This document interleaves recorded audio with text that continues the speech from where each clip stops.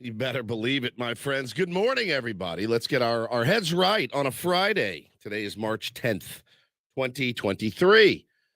Ben and Woods on 97.3 The Fan. Great to be here with you on a Friday. I'm dressed very nattily in my golf attire today. First time back on the links since we were at spring training, Paulie. I have not been enjoying the cold weather. My hands are old and frail and brittle. And so I don't like to even practice in the cold at all. Yeah. Like if it's below 60, I'm like, not doing that. It's not worth it. Not doing it. Then the wind. Yeah. It's not, oh, cool. My ball just went 700 feet. I struggle enough in perfect conditions. Correct. I don't need any help. Hard enough. The wind. So I'm supposed to play with Ben today at Goat Hill, but the rain is supposed to be here. I don't know when. So there's a decent chance we get dumped on. It's supposed to be a really nasty weekend. So if you're watching on the YouTube stream, which you can, you will see I'm dressed fully ready for golf. I'm Woodsy. That's Paul Reindl. He's our executive producer. Good morning, Paulie. Good morning. Ben Higgins is your friendly neighborhood sports anchor, and he is not here yet. He has not arrived to the scene here for the Ben and Wood show. He forgot his laptop at home, which, hey, listen, happened to me earlier this week. I just went down to the engineer's office, grabbed a new laptop, and didn't miss any time. I think Ben, where he made the mistake though, was yesterday telling me as we left, because he's leaving on the 21st for vacation, first vacation of what I'm assuming is many this year. He said, yeah, it's like I'm already on vacation right now. So, all right, cool. We still have a week and a half. So you're mentally checked out with So next week should be real fun. Next week should be a blast. Should be a blast. And real dialed in. I'm just busting his nuts. I don't care if he's late. I like foreplay. I don't think he does very much. So I'm fine to do it without him. Wait, Woods, we haven't gone over. What are we going to talk about here? I can't tell you. I've been thinking about it all week. I don't think I've ever been more spun out on the radio. You could call me on the air. My wife could text me on the air and be like, I'm leaving you. And I don't think I would be as spun out as I was that morning. Then intro music was playing and I'm about to put my headphones on. What are we talking about here? What do you mean? What? I don't know. I don't know. I said, well, just go with me. What? It spun me out, the likes of which I could barely get through it. And I've been thinking about it now ever since. So he should be arriving imminently. I'm assuming he got about halfway home. He was on the 52. I had to turn around, go all the way back to Encinitas to get his laptop. So he was off last night on television, which is good. That means he got a little rest.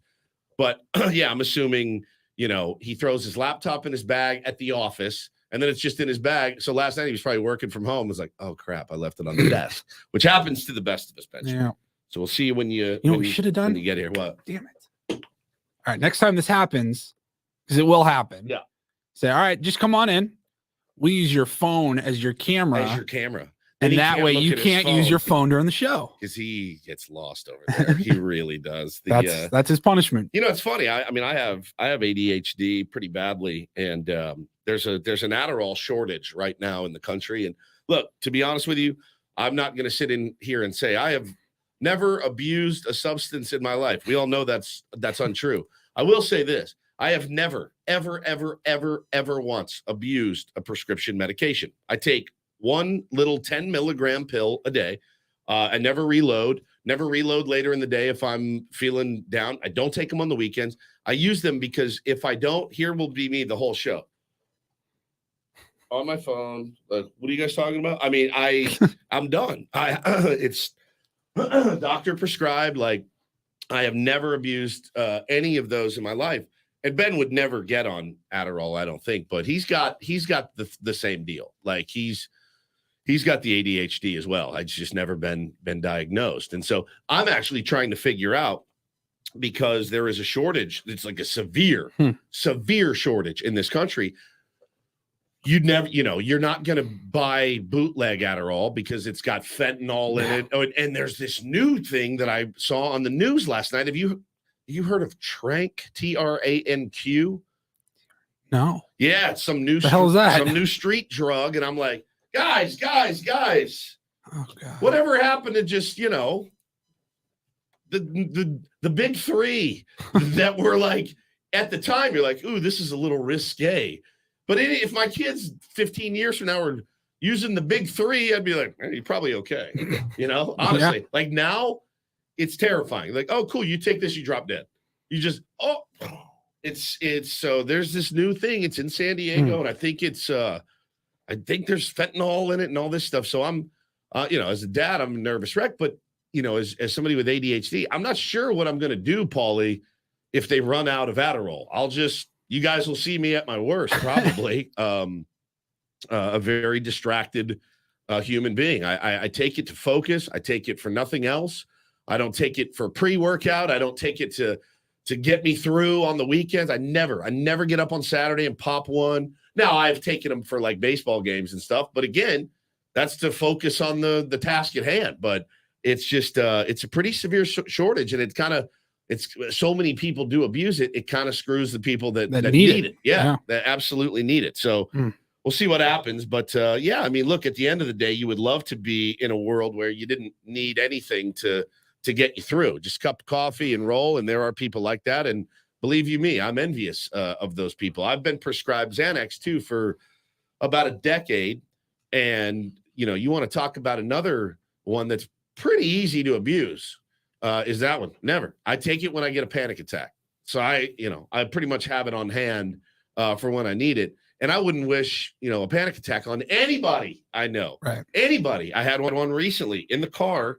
And for me, it manifests itself, Paulie. It feels like there's an elephant foot on my chest. So my chest gets really tight and my ears clog up. And I start to get like dizzy and I have a hard time breathing. Yeah, pop a half one of those. I feel great. Calms your ass down. That's what it's for. Yep. It's not for, I'm bored. It's Tuesday. Let's get effed up and eat 4 of these and see what happens. So, I mean, I think prescriptions can help. That's why they're prescribed by a doctor. And, for people that abuse them, I mean, I guess I understand, but it's really going to kind of screw people over. So I don't know what I'm going to do. I don't know what I'm going to do when they eventually like, yeah, man, I'll write you a prescription, but they're not going to fill it. God, that sucks. It sucks. Really sucks. So that's kind of where we're at right now. Check my supply. Your stash. My stash. Yeah. See how good we are for a while. Yeah, and it's like, okay, well, here we go. Paul, you make a little extra side cash if they just call your boy. Run out. I got you. It sucks, man. It sucks, but I bet you Ben could benefit from a half an Addy every now and then. I think so. Yeah, because he gets him dialed in a little bit. He's very tired too. He gets a little distracted. So it'll wake him up. It'll keep him focused. He forgot his laptop. So 2 of his bigger struggles. Yes. And he knows that. He did it to us yesterday again.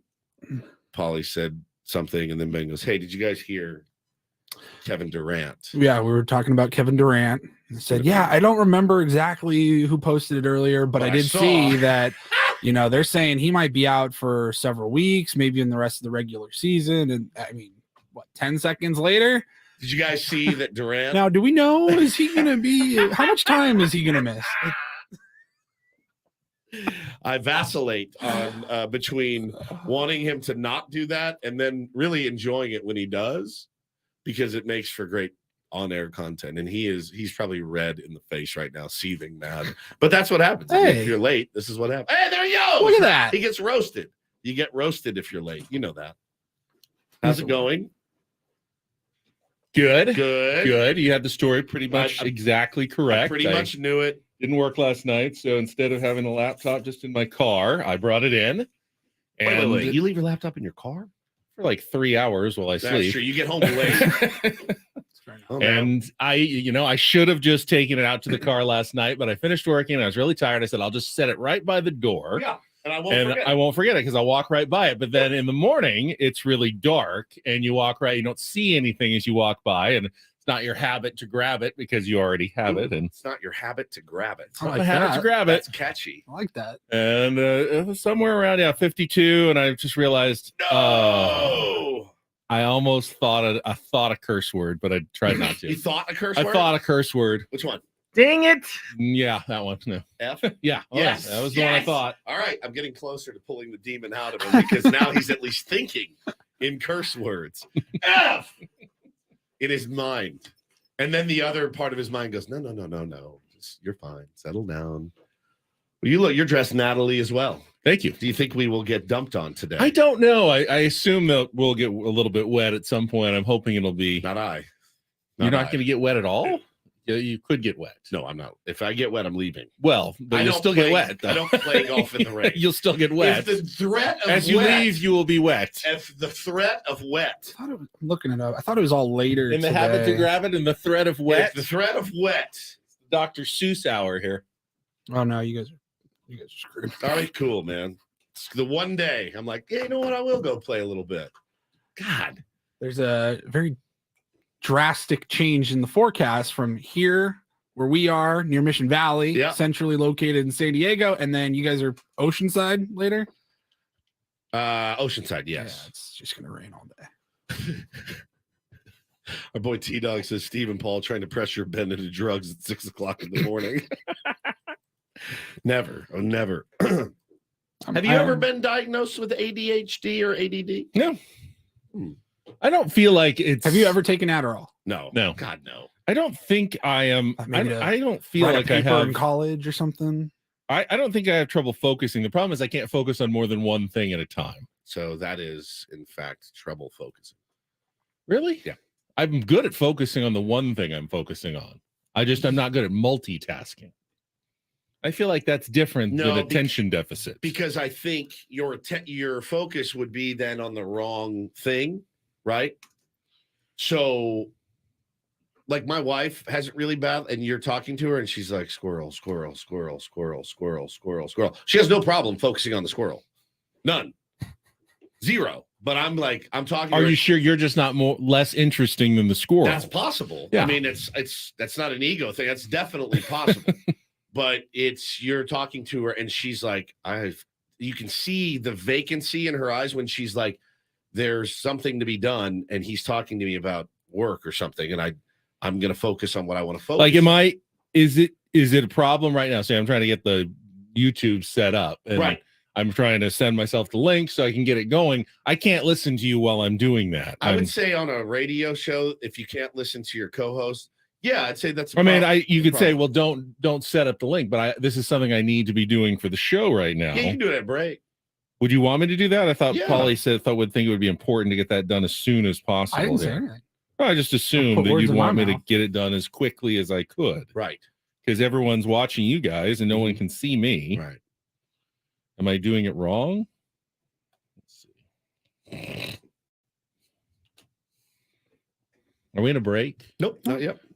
Almost. On the show? Yes. You want me to read a liner or something? Sure, yes. I haven't done any liners today. Have you not? No. Let's see. All guests on Ben and Woods appear on the Premier Chevrolet of Carlsbad fan hotline. Save money the right way with Premier Chevrolet of Carlsbad. Visit them today in the Carlsbad Auto Mall. Chevrolet, find new roads. No, Boom. It's your Diddy. Boom. It's your Diddy selection. Oh, next. okay. Yes, I did think about that yesterday. Okay, good.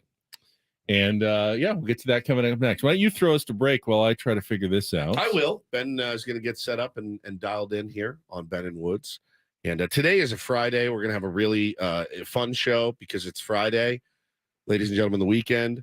And we like to kind of throw the feet up and relax a little bit on Friday. We've been pretty relaxed this week. I'll be completely honest with you. We'll talk some baseball, of course. We'll talk I can't believe I won another $10. I can't believe I'm up $20 already on our season of bets, me v. Ben. But, not a bet I wanted to yesterday. We can tell you all about that. Ben plays Diddy next. 97.3 The Fan.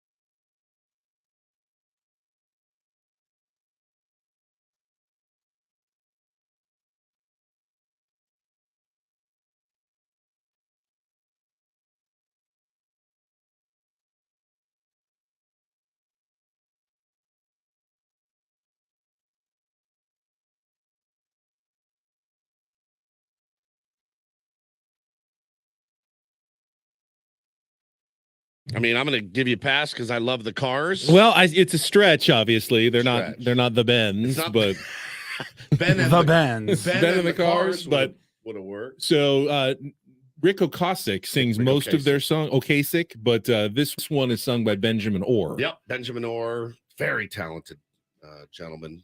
That's one of my favorite bands of all time. That's the Cars. Keep it cranked, Paulie, for a sec. That's just what I needed. Just by the what I Cars. needed. God, Yes. one of my favorite bands. He also ever sings selected. Drive, Mhm. which is a little bit of a slower Cars song. He sings Moving in Stereo. Life's the same. He's phenomenal. That band is phenomenal. But yeah, there's a guy in the Cars named Ben. So I'll give it to him. you give it to him. I love the Cars, so I was gonna. Yeah, I give it to him. mean, you do like Ben Folds 5. I do like Okay. Ben Folds 5. I listened and there was nothing that was like standing out for me. I wanted Ben to, Harper. I love the Cars, and I thought Yeah. it would be more appropriate for me to pick something I love True. than Like to try I- to stretch on it. Here's a song that I just heard for the first time yesterday. Like I picked Steven Seagal, someone I love. Like, deeply, Deep passionately. films, music, and all of it. Just all of it. Do you know he's like one of the bigger creeps in Hollywood, Steven Seagal? I mean, I didn't know that. Like It's like a legendarily like casting couch creep is like, hey, I'll give you I hate to judge a book by its cover, but it's not stunning when you say that. It's like, really? like, hey, I'll give you a role in Marked for Death, but you have to come to my hotel room type guy. He's like one of it. So many allegations against Steven Seagal. It's just one of the worst. I think Benjamin Orr, though, on the other hand, Ben, is a much better pick and safer pick. I can't get my camera to. There we go. Is that better? You want to go home and grab a different Yeah, laptop? let me run home. I'll be back. I will be back. All right. So now we're starting kind of fresh. How was your evening? You had the night off. Yeah, I was good. I was mostly falling asleep on the couch while watching some Sports Center and then doing some Take on Woods questions and a few notes for the show. And then I went to bed early. Busy day of college basketball. Yeah. Aztecs in the afternoon, Yep. and then a few other games. DePaul is out, unfortunately. I know you're very disappointed being a giant DePaul fan, but they lost to Xavier. Man, damn it, DePaul. One of my favorite lines ever uttered on this show. Now you wanted to go to DePaul, and now you work with DePaul. I'm gonna need a DePaul shirt. DePaul Reindl. Should we tell everybody, Paulie, what we're currently working on, or no? Save that. Let's just hold on to that. Oh, Paulie wants to save it. Wow. A little tease. I'm excited. Well, me too. But we're not talking about what we're doing in the next segment, right? No. That's out in the open. We teased that. Yeah, we did. So the NCAA tournament bracket comes out on Sunday. So right now, you've got some conference commissioners and other college basketball bigwigs who are all in a hotel conference room somewhere. I'm sure it's a nice place that they have rented for a few days. Where do they do it? Do you know? I think Indianapolis is Okay. where their headquarters are, but yeah, You think they look at each other and go, "Can we do better than this?" I'm sure they Can we do bring in pretty good like catered spreads for all the people who are sitting there. And they got a big board and they got like school names on placards where they move them all around and they discuss each team individually, their resume, the merits, who deserves to be in, what seed line they should be on. And ultimately, a couple hours before it's revealed on Sunday, they'll finish up the 68 team bracket. Well, we have our tournament of drops every year where we take our favorite sound bites and we put them into brackets, and the tier ones get to pick, each round, and we end up with an ultimate winner.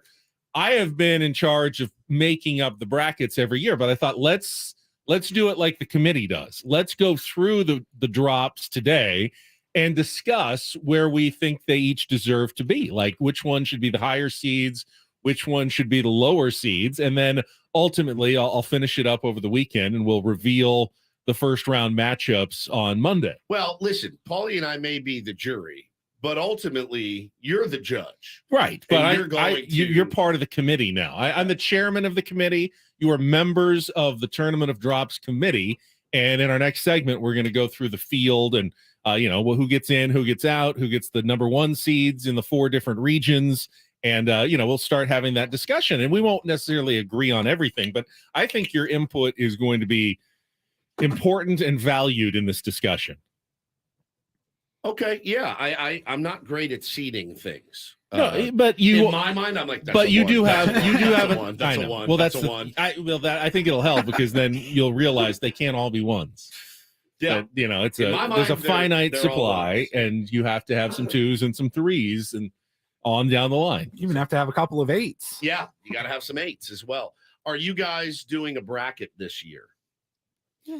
I will do one. Yeah. Did you see the email yesterday? We got it from Adam. They have like Odyssey hosts around the country. I'll get in a bracket and we can compete against our colleagues in different markets. Yeah, I did see that email. And then I saw it saying, please write a couple of sentences on why you're going to pick who you picked. And I said, nope, not doing that. Oh, all right. Did you see that part? Yeah. It's writing a couple of sentences. It's not can't that. I just pick in what universe have you ever done a bracket where they're like, explain why you went with Xavier? Explain it. Explain, Ben. What is your reason? I love their trap defense and really love the way they shoot the 3. Get the F out of here. Can I just do a bracket? Why does everything have to be so difficult? This company. Just put out a bracket. Let me make my picks like every other place in the world. Don't you think people want to know why No! you made your choices? I need an essay on why you went with all chalk, Woods, because I know nothing about college basketball. There's your write-up. That's why. That's a perfect write-up. I looked looked at the email and the blood started to boil. Which is like, well, I applied to this college, I didn't get in, so I'm not picking them. I applied to this college, I did get in. That so would be the most entertaining write-up of anyone in the entire company. How many of my colleges are in this thing? Not many, Not many this year. this year? Texas Tech had a horrible year. Like a couple of years ago, you had a bad year. Loyola's out. They're not in. What's that junior college you went to? I know they're not going to be in. Holy Cross. They're out. They're not in either, I don't think.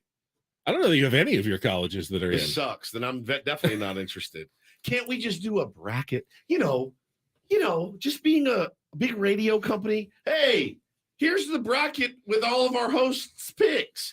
Also, they explain in depth why. They're not asking you to break down every single matchup. They were asking for the biggest one reason of one world. team.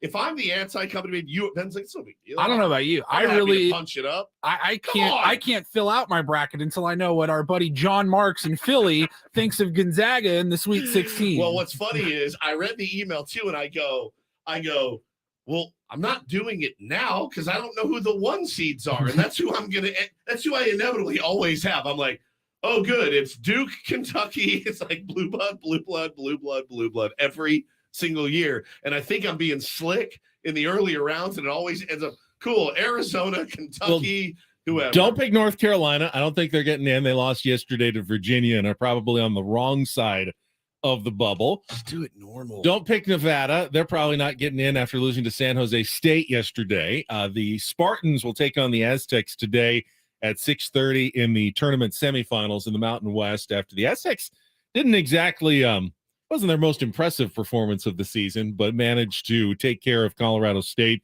in the first game yesterday, 64-61. And once again, this has become a very troubling trend for San Diego State. They didn't score a basket in the last almost 4 minutes of the game, and they still ended up winning. They've done this in a number of games where they don't score for the last 3 minutes, 7 minutes, 5 minutes. They made some free throws, clutch free throws. Matt Bradley had a couple of big ones, but in terms of actual field goals made, 0 in the last nearly 4 minutes of the game. It feels like if you want to go deep in the NCAA tournament, you can't just stop scoring 35 minutes into a 40-minute game. One would think. I don't know why this keeps happening to San Diego State. Is it were they getting looks and missing shots? I know they were getting fouled and they got to the free throw line, and they won close games. And normally if you win close games, that's a great sign for the tournament because you're going to play close games in the NCAA tournament. You just worry that why is it that their offense seems to disappear in the last few minutes of the game? Is it the pressure? If it was the pressure, they wouldn't have been making all those free throws down the stretch that they did. I mean, they're not clutch. We've seen some clutch shots this year. It's just that they get stagnant. They get, whatever it is that was working for them early in the game stops working at the end of the games, and they got to figure that out pretty quick. Yeah. If they want to have some success next week. Well, otherwise, it could be another one and done year, I think, for San Diego State. I kept thinking about it. I was in the pro shop at Encinitas Ranch after a lesson, and I looked at the TV and I saw the last minute of the game, and I was like, oh, God, this is way closer. And then I kept thinking about what you said. If they don't end up winning it, at least they're going to get some nice rest before the tournament. But, of course, they ended up pulling that game out. Now they will go on game. Next game is today. 6:30 against San Jose State. Okay. In the semifinals. And then tomorrow would be the finals at 3:00 on national TV, CBS, if they make it to the final game, which they have every single year under Brian Dutcher. They've made it at least to the championship game of the Mountain West tournament. Beautiful. All right. Speaking of brackets, the committee will be in session. Did we get a catered spread in for our committee discussions or no? No, this is basically Bare basically bones. Indianapolis. All right, as so far as you know. The bare bones committee discussion for the tournament of drops. We will get to that coming up next with Ben and Woods on a Friday morning on San Diego's #1 sports station, 97.3 The Fan.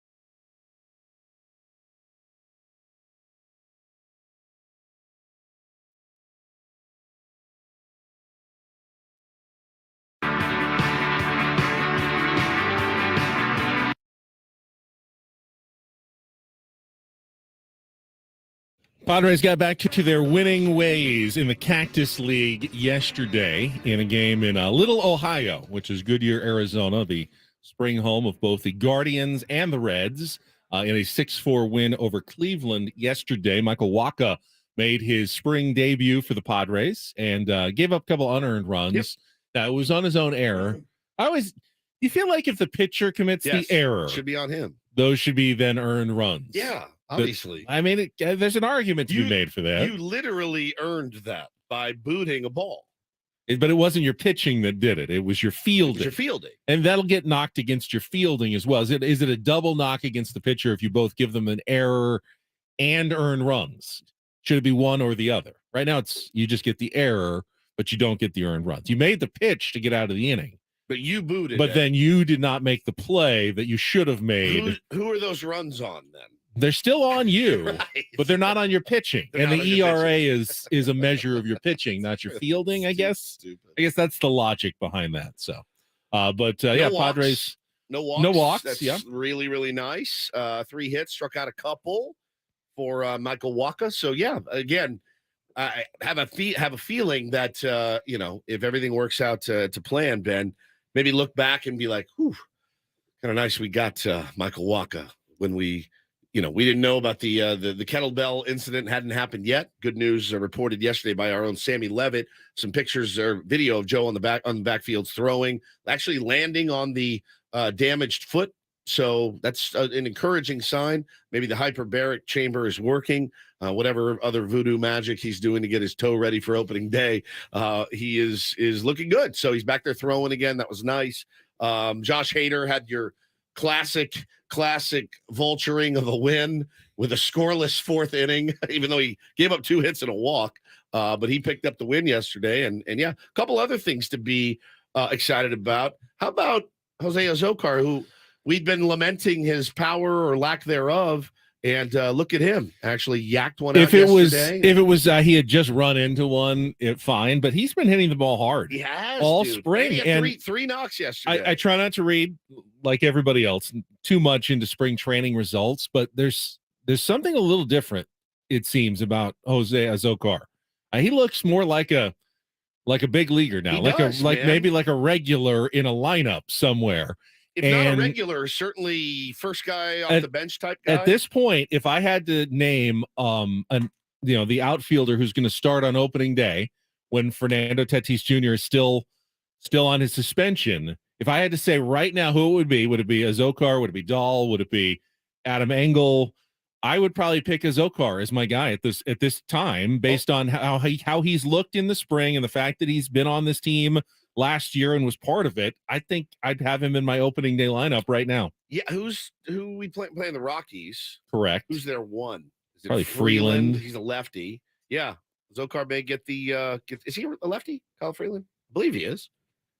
He would get the nod from me too. If it's a righty, I may go with Dahl because again, he got a couple of knocks yesterday. Benny, he's looking good. Adam Engel, I guess Sammy reported, had some swings on the backfield yesterday, yacked one pretty good over somebody's head. So again, he's just trying to get back and get his feet under. Now, can they both make the team at the same time? I think so. Dahl and Azocar. Yeah, I don't think it's a one or the other situation. What about Engel though? Because as we talked to Sammy yesterday, Sammy thinks he will. Engel's kind of slotted for a spot on this team anyway. They signed him to a big league deal with the idea that he'd be a defensive guy, a speed guy. I don't think they want to cut him. So can you keep Engel, Azocar, and Dahl all at the same time on the roster? I'm not sure if they have enough room for all of them. That'd be. I mean, what's the bench typically? Isn't it about? But you need Campy's going to be on there. Who are your backup infielders? Yeah, who's your backup infielders? Yeah, Brandon Dixon, Carpenter.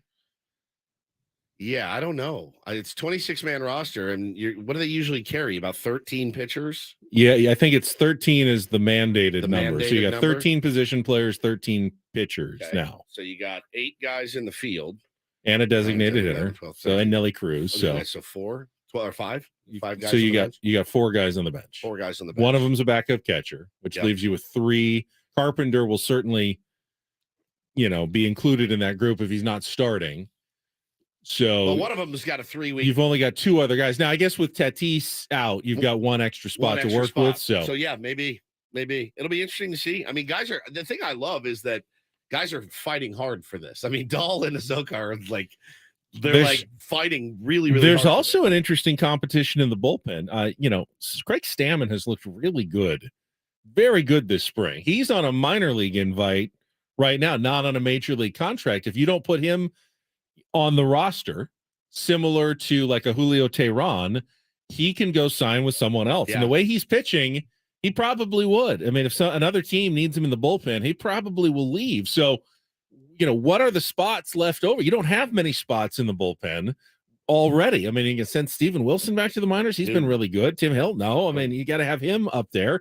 Nabil, he's looked really good. It also depends if they end up, putting him on the 10-day to start the season. So there may be a slot for Craig Stammen then. I mean, look, these are going to be really difficult decisions for Bob Melvin, but I love it. I love that he has difficult decisions to make because that means guys are performing. And you want like 9 tough decisions is what you want. And you better hope you make the right one, but you don't want to come into camp and being like, all right, well, I guess he's coming because we signed him to a major league deal. You got to put him on the roster, and we'll have him because, well, we know him. Like, you want guys that are competing and playing well and trying to earn that spot. So I think everybody wants to be a part of this thing this season, Ben, and everyone's grinding. As you mentioned earlier, another offer for Fernando Tatis Jr. did reach base. Did he walk, or how did he get on? Walked. I think he walked. Another 0 for 3 is now 0 for 16 this spring. It's not a bet I wanted to win. I know you didn't. We need a whiteboard. I'm plus $20 on the plus year. 20. It's going to be a long run, though. There'll be swings both ways. 3 weeks until opening day. Is it an over-under every day? $20 on the season. I'm not worried yet. Somebody said yesterday, Ben, I wish you would have taken the under. Wait. They said basically you want to fade Ben every time. So what did you take? I took the over. Yeah, I thought he was going to get a hit yesterday. I did too, actually. I was happy to give you $10. Yeah. If he had gotten that hit. I didn't see it. I didn't see his ABs, but here's what I did here. So I'm sitting down to eat my sandwich for lunch, and I put on MLB, the app, and I'm listening to. I clicked on Padres. I wanted to listen to Jesse and Tony, and I didn't hear them. I heard Coach, and Coach was, I think at the time, talking to Bill Shaken, and I'm like, what is going on? On the MLB app? On the MLB app. So I switched over. I hit Guardians. And I went over to the Guardians app, and Fernando was coming to the plate. And here's some relic calling the game. He's like, here comes Fernando Tatis Jr., just suspended for PEDs. And now he's back. I'm like, is this going to be the tagline for old white guys for a while, for the entire season? So that's what I heard immediately. And then, hey, if you don't want that to be your tagline, don't get suspended for using PEDs. I get it. Just wait till he hits a home run against the Diamondbacks. Bob Brenly's head explodes. In the box. Yep. So, yeah, that was like right when I turned it on, I go, all right, I'm not listening to this. And then they fixed the stream, and Jesse was back on. So I listened to Jesse and Tony. Don't forget the Ben & Woods Open coming up on Thursday, April 6th at Rancho Bernardo Inn. Slots in the tournament go on sale Wednesday, March 22nd. Thank you to our sponsors, Coastal Fire and Integration Systems and Cobra Golf, helping set up what should be the best Ben & Woods Open ever.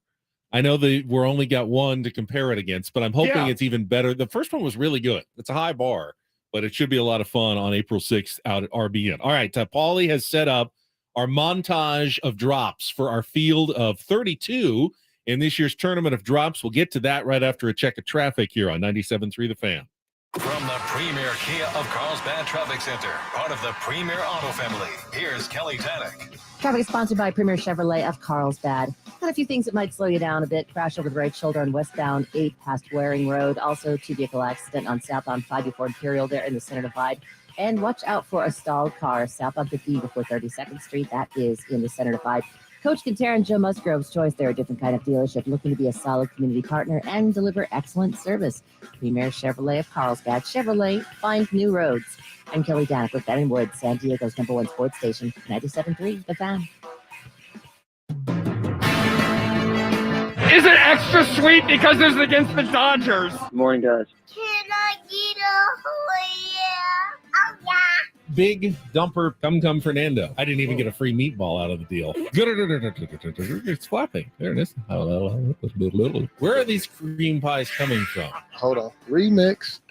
Rams. Millen. That was good. All right. Did you catch a game last night? Do you like hot fudge sundaes? Have you tried the lasagna? It's my favorite. Is it still hot out there? Okay, how are you? We are winning the World Series in 2022. I love Ben and Woods. Finally, the chance for somebody to get on and do some good sports talk radio. Oh, yeah, the Padres won. There it was. Glory hole. The series is over.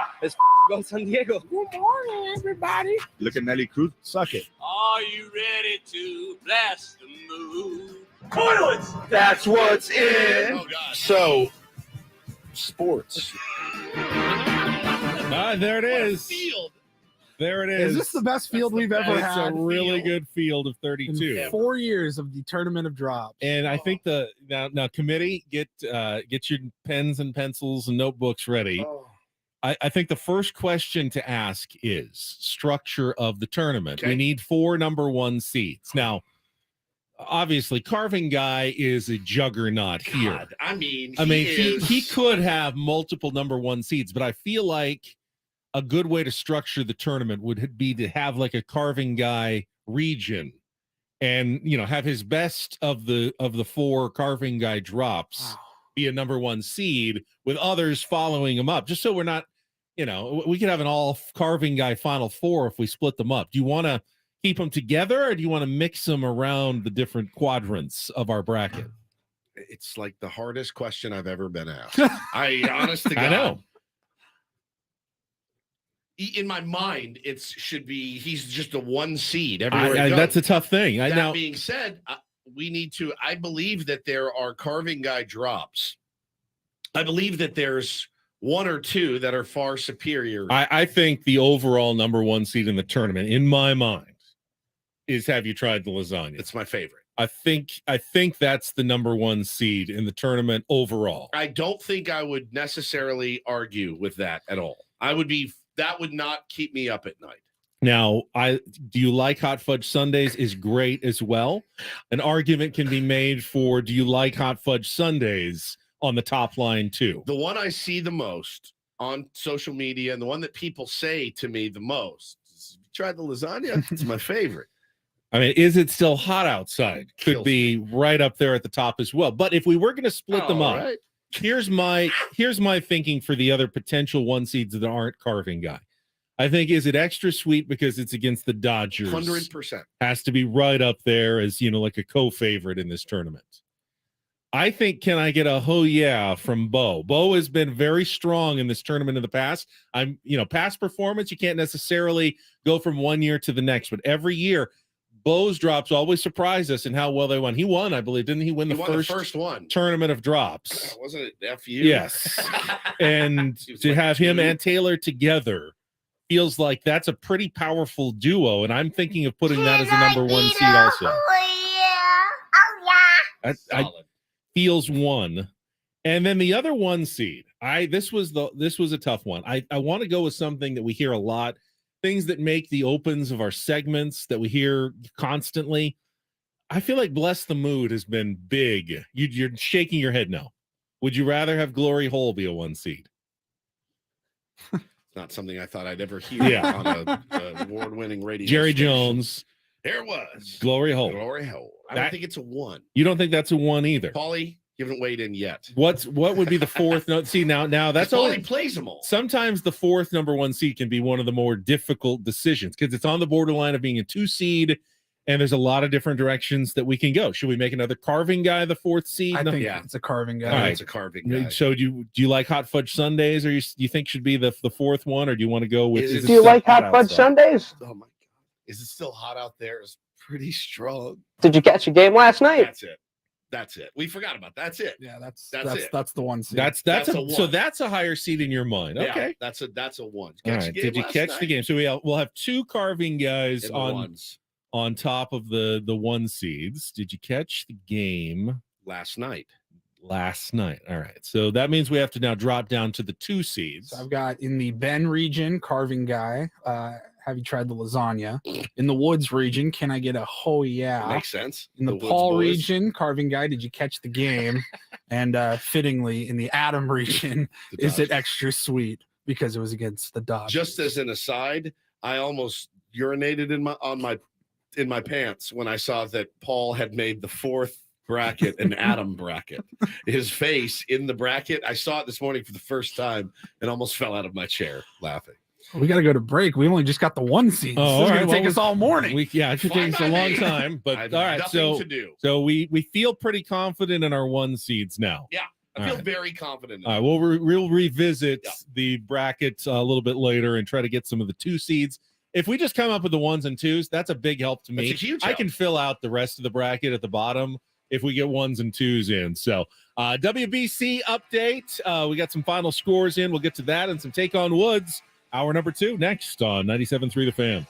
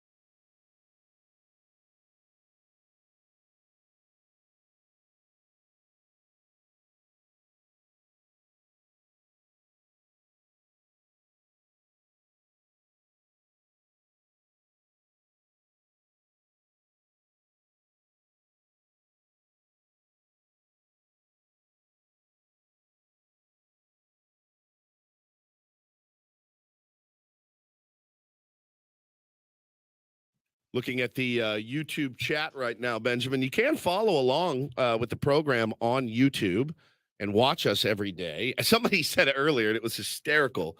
He said, "You guys have faces for radio."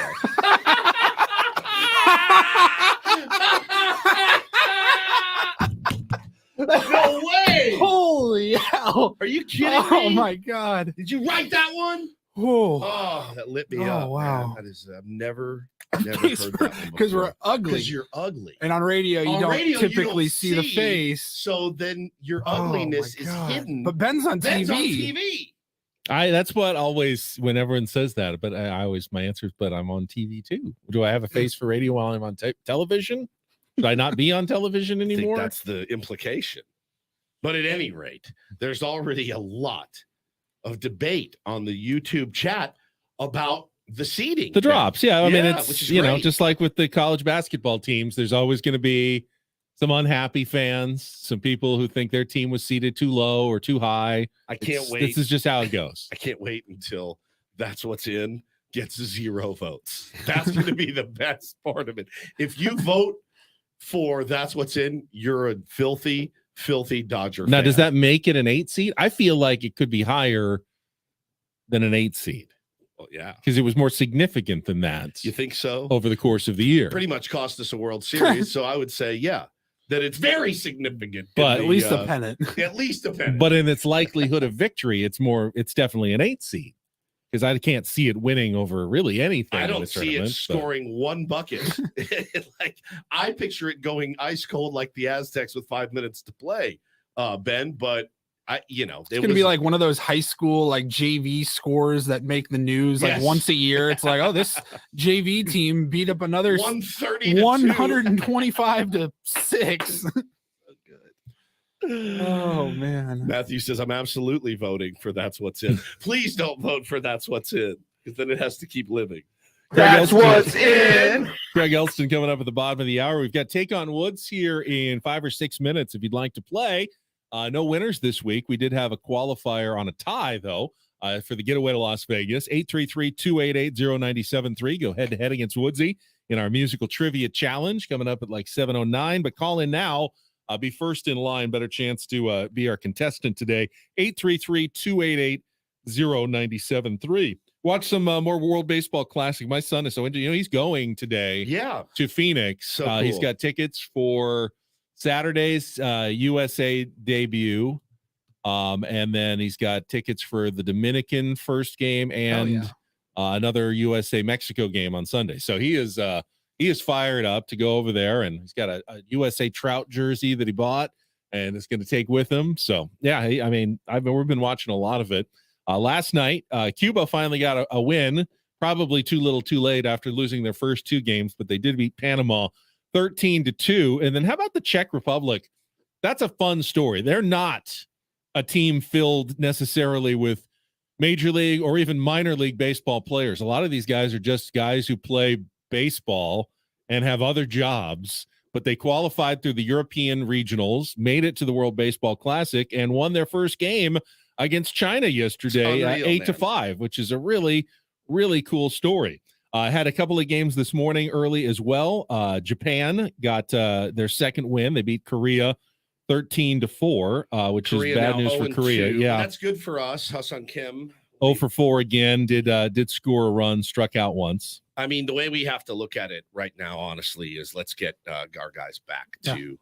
Yu Darvish pitched 3 innings, gave up 3 hits, 3 runs, 2 earned. Let's see, in the head-to-head against Ha-Seong Kim, he got him to ground out to shortstop in the first inning.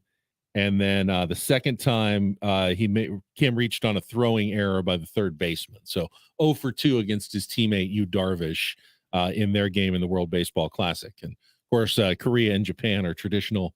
That's a rivalry kind of matchup. Yeah, big time. And then the other game is still going on. It's did it just end? It's top of the 9th inning on my scoreboard, at least. Chinese Taipei, Taiwan, leading Italy 11-7, trying to wrap it up here. They both be 1-1 if that score holds here in the next couple of minutes. Beautiful. That's your update from the World Baseball Classic tonight. 7 o'clock. China and Australia meet. Australia is 1-0. They won their first game And then Italy and Panama will meet at 8 o'clock. And then the early morning games tomorrow will be Czech Republic, Japan, and Netherlands, China, if you really like to stay up until like 2 a.m. and 3 a.m. and watch baseball. Tomorrow's a nice Well, you got a full slate. So it's not just the Asian regions. Now, tomorrow, starting at 9 a.m., you get the games in Florida, the games in Arizona. So there's games all day long tomorrow. Colombia, Mexico tomorrow. Mhm. The Dominican Republic will make their debut Venezuela. tomorrow against Venezuela. That's going to be a battle, my friend. 4 p.m. our time on FS1. Dominican Republic against Team Venezuela. That's going to be legendary. And then Great Britain against the United States at 6 o'clock. Yeah. Yep. And then is that another one? Another what? Then there's another game tomorrow after that. Czech Republic. Yeah, Korea. And then Taipei. Well, those will actually be on Sunday in Asia, but late Saturday here. Got it. So they're going to be wrapping it up a little earlier, and then the winners will come over to the United States. Cool. For the knockout round after pool play is over. But, the games for the most part have been pretty entertaining, I think, from what I've been watching. And I've enjoyed the competition of the World Baseball Classic again. It's just been the only thing for me has just been the timing of it during the work week. I had, tomorrow I plan on, I guess it's supposed to pour rain. We're supposed to have our first Little League game tomorrow. More than likely that's going to be rained out. So I think it's a great day to sit on my ass and watch baseball all day long, if the wife permits. So should be a fun one in the Woods house with 2 little guys trapped inside, but hopefully they'll want to watch a little bit too. All right. Looks like we got some callers calling in. Why don't we just get to it and play today's game of Take on Woods?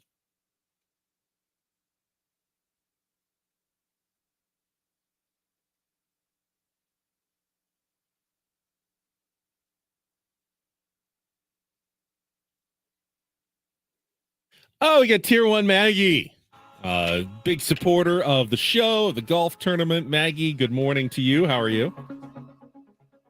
I am well. How are you doing, Ben? Good, very good. Woodsy has left because he doesn't get to hear this part, but you get a chance to qualify for a getaway to Las Vegas. I know you just want the pride of beating Woods here and Take on Woods, but if you do beat or tie him, you will qualify for the getaway with the tickets to see 38 Special at the International Theater at the Westgate Las Vegas on April 28th, and a 2-night stay at the Westgate Las Vegas. All right, here are your category choices, Maggie. Jesus, I like him very much. Jesus in all the musical answers there. Sexy Time, 5 song titles that include the word sexy. And our new category is Shake and Bake, 5 song titles that include the word shake. So of those 3, Jesus, I like him very much. Sexy Time or Shake and Bake, Maggie, what would you like to play today? I think I've got to do the Sexy Time with you, Ben. Oh, very good. All right. Maggie. Sometimes music is all about making you feel sexy. If Woods was here, he would say, save that clip. 5 songs all include the word sexy in the title. You know how it works. 60 seconds. Pass if you don't know one. First question is our 2-second song. So listen to the music. Give me both the title and the artist to score that point, and we'll see how you do. Maggie, you ready? Let's go. All right, Paulie, 60 seconds on the clock. The category is Sexy Time. Your time begins when Paul plays the music. Good luck, Maggie. Let's Take on Woods.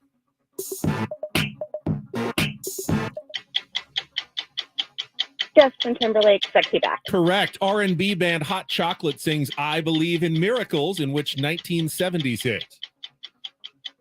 You sexy thing. Correct. Which 1991 debut single by Right Said Fred ends abruptly with the words for this song? Too Sexy.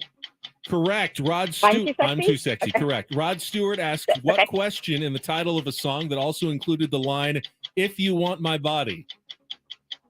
You think I'm sexy. Correct. LMFAO followed up Party Rock Anthem with which second hit that reached number 1 in early 2012? Oh God, is it sexy? And I know it. I'm sexy. Maggie's so good at this game. All right, you are definitely a winner. The only question now is whether or not Woods can match you with the tie. But hang on the line, Maggie. Paulie will get all your information during the break because we know you're qualifying for Vegas. All right, Woodsy's coming back in. All right, we got tier 1 Maggie. She's always good at this game. Oh, no. Her score is locked in, and Woodsy doesn't get the category to make it even tougher. This is Get ready. she's always good. Worried about you today. All right, 60 All right. seconds back on the clock. Your time begins when Paul plays the music. Good luck, Woods. Let's take on Maggie. Sexy Back, Justin Timberlake. Correct. R&B band Hot Chocolate sings I Believe in Miracles, in which 1970s hit. You sexy thing? Correct. Which 1991 debut single by Right Said Fred ends abruptly with the words for this song. I'm too sexy. Correct. Rod Stewart asked what question in the If title? you think I'm sexy. Incorrect. You bastard. LMFAO followed up Party Rock Anthem with which second hit that reached number 1 in early 2012?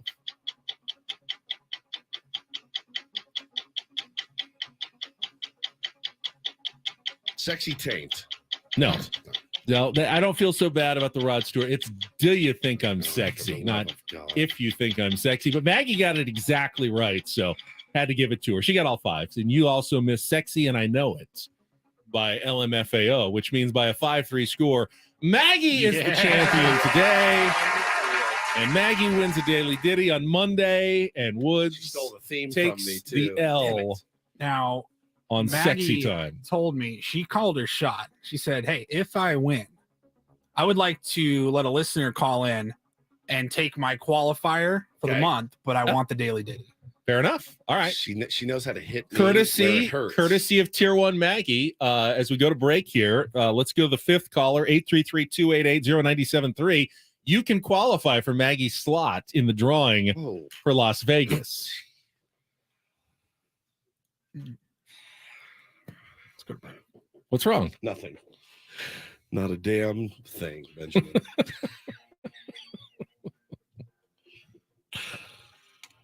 Thanks, Maggie. Does she get a Daily Ditty selection? She's Yeah, taking that one. she would Okay. keep that. Taking that. All right. Fair enough. Just said that. Fair enough. All right. You lost me on that one for some reason. All right, let's go to break. We'll come We'll back tell you with during Don't the Do commercial. This with Ben and Woods on After Traffic here on 97.3 The Fan.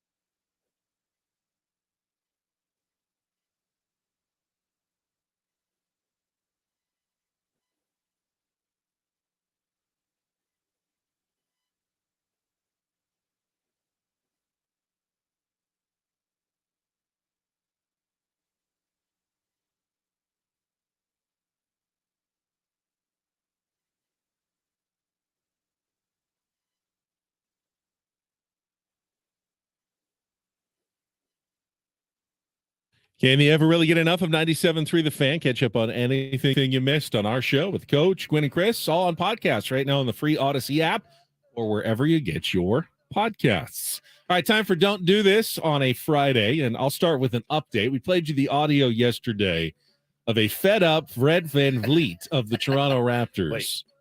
Fred VanVleet. Fleet.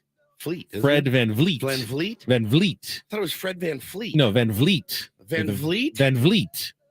Oh, not Van Fleet. It's Fred. There's a Van band Vliet. called Greta Van Fleet. But this is Fred Van Vliet. VV. VV, double Oh, V. God, that was Van Fleet. This whole No time. space. It's Van and Van then Vliet. capital V, but all within one word. Van Vliet. Is that right? Van Vliet. Fred Van Vliet. Vliet. And Where- the audio was fantastic. Yeah, He was, so he was you know what? complaining about the refs. It happens every once in a while that a player gets fed up and he decides, I know I'm not supposed to criticize the referees, and if I do, I'm going to get fined. Yeah. But you know what? For now, it's worth whatever they charge me. Here's what he said yesterday. I mean, I don't mind. I'll take a fine. I don't really care. I thought, Ben Taylor was terrible tonight. I thought that on most nights, a couple of the, out of the three, there's one or two that just the game up, and it's been like that a couple games in a row. Denver was tough, obviously. You come out tonight, you're competing pretty hard. The third quarter, I get a tech, change the whole dynamic of the game, change the whole flow of the game. And, most of the refs are trying hard. I like a lot of the refs are trying hard. They're pretty fair. They communicate well. And then you got the other ones who just want to be and just kind of the game up. Nobody's coming to see that. They come to see the players. And I think we're losing a little bit of the fabric of what the NBA is and was. And it's been disappointing this season. You could look up most of my texts this year have been with Ben Taylor officiating. So at a certain point as a player, you feel it's personal. And it's never a good place to be. That's not why we lost tonight. We got outplayed. But it definitely makes it tougher to overcome. All right. If you had to guess, how much do you think that cost Fred VanVleet? That, what about 60, 70 seconds of ranting about the referees? Yeah, but what's a fair price for that? In no uncertain terms. I mean, he was name checked. Yep. A ref said, he knew he was going to get the fine. I'll go $25,000. Hey, not bad. $30,000. Which, I mean, for an NBA player, it doesn't sound that much, but think about that. That's like a new Honda Accord. In 1997, maybe. Okay, new Honda Civic then. That's one of those little tiny Le cars or something. Yeah, you can't get a car for $30,000 anymore. I don't think. Yeah, you can. I don't think so. My son Used. bought his Toyota Used. for like 27. I was new. It was like 27. A Toyota. A Toyota Camry. For 27. Yeah, brand new. Yeah. I think somebody got the Higgins deal on that one, buddy. You know who I am, actually? I mean, it was like a year. Hi, Ben Higgins. Hi, Channel 10. Hi, Ben Higgins. I'm Ben Higgins from Channel 10. I'm here to buy a car today. And Brennan Woods. Also Brennan Woods. Something got me hot on social media. It's not sports related. Did you see this yesterday, Benny? I don't know what you're talking about. Mad. No, I you don't. Never look at my Twitter. Do you? I do. I scour yours for content, and usually works. But yesterday, I was perusing Twitter, and I saw this beautiful, beautiful video of this teacher, and he's playing Miles Davis milestones to his third grade class. Oh wait, I did see this. Okay, I did see this.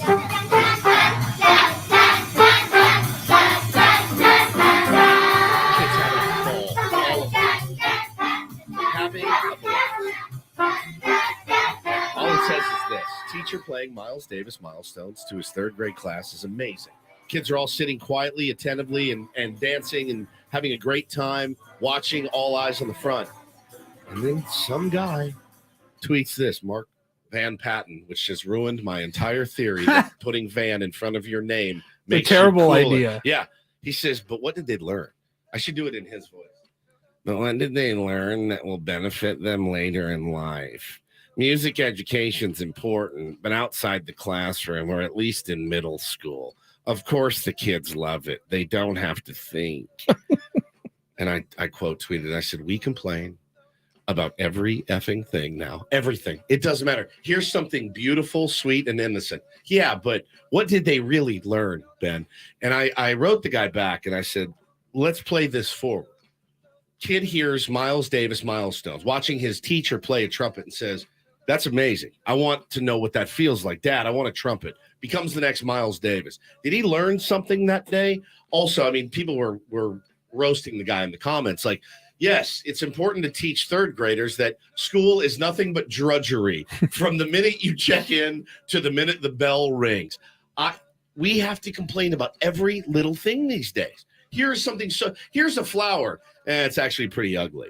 Here's this. No, it sucks. I'm like, oh my God. It's a beautiful, sweet, innocent moment.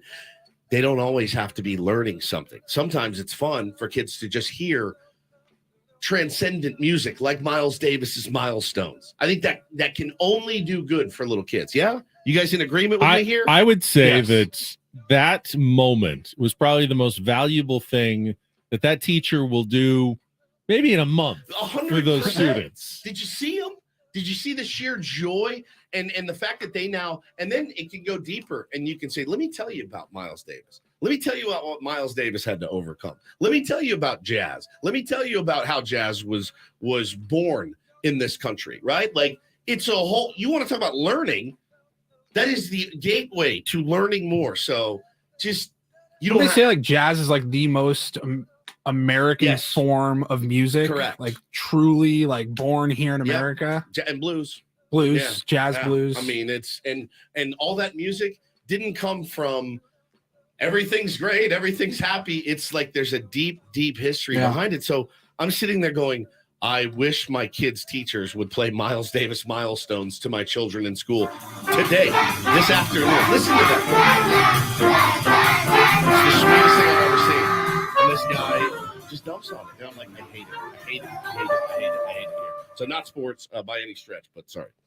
Wanted to get that out there. All right, finally, I gotta do this. It's got a little bit of everything in this story. Like a doo-doo. It comes from our friends at Cespedes Barbecue. Posted a little bit of a story about one of the players from the World Baseball Classic. He's a pitcher for Team Israel named Shlomo Lipitz. He's 44 years old, making him one of the oldest players in the WBC. 44. So I had maybe knew this at some point, but I was reading about him. He went to UCSD 22 years ago. He was a pitcher for the Tritons when he went to UCSD, transferred from Mesa College, just about 5 minutes away from here. Then went to UCSD, was the closer for the Tritons. They were D2 school, obviously, back then, but continued to play, kind of recreational baseball over the years.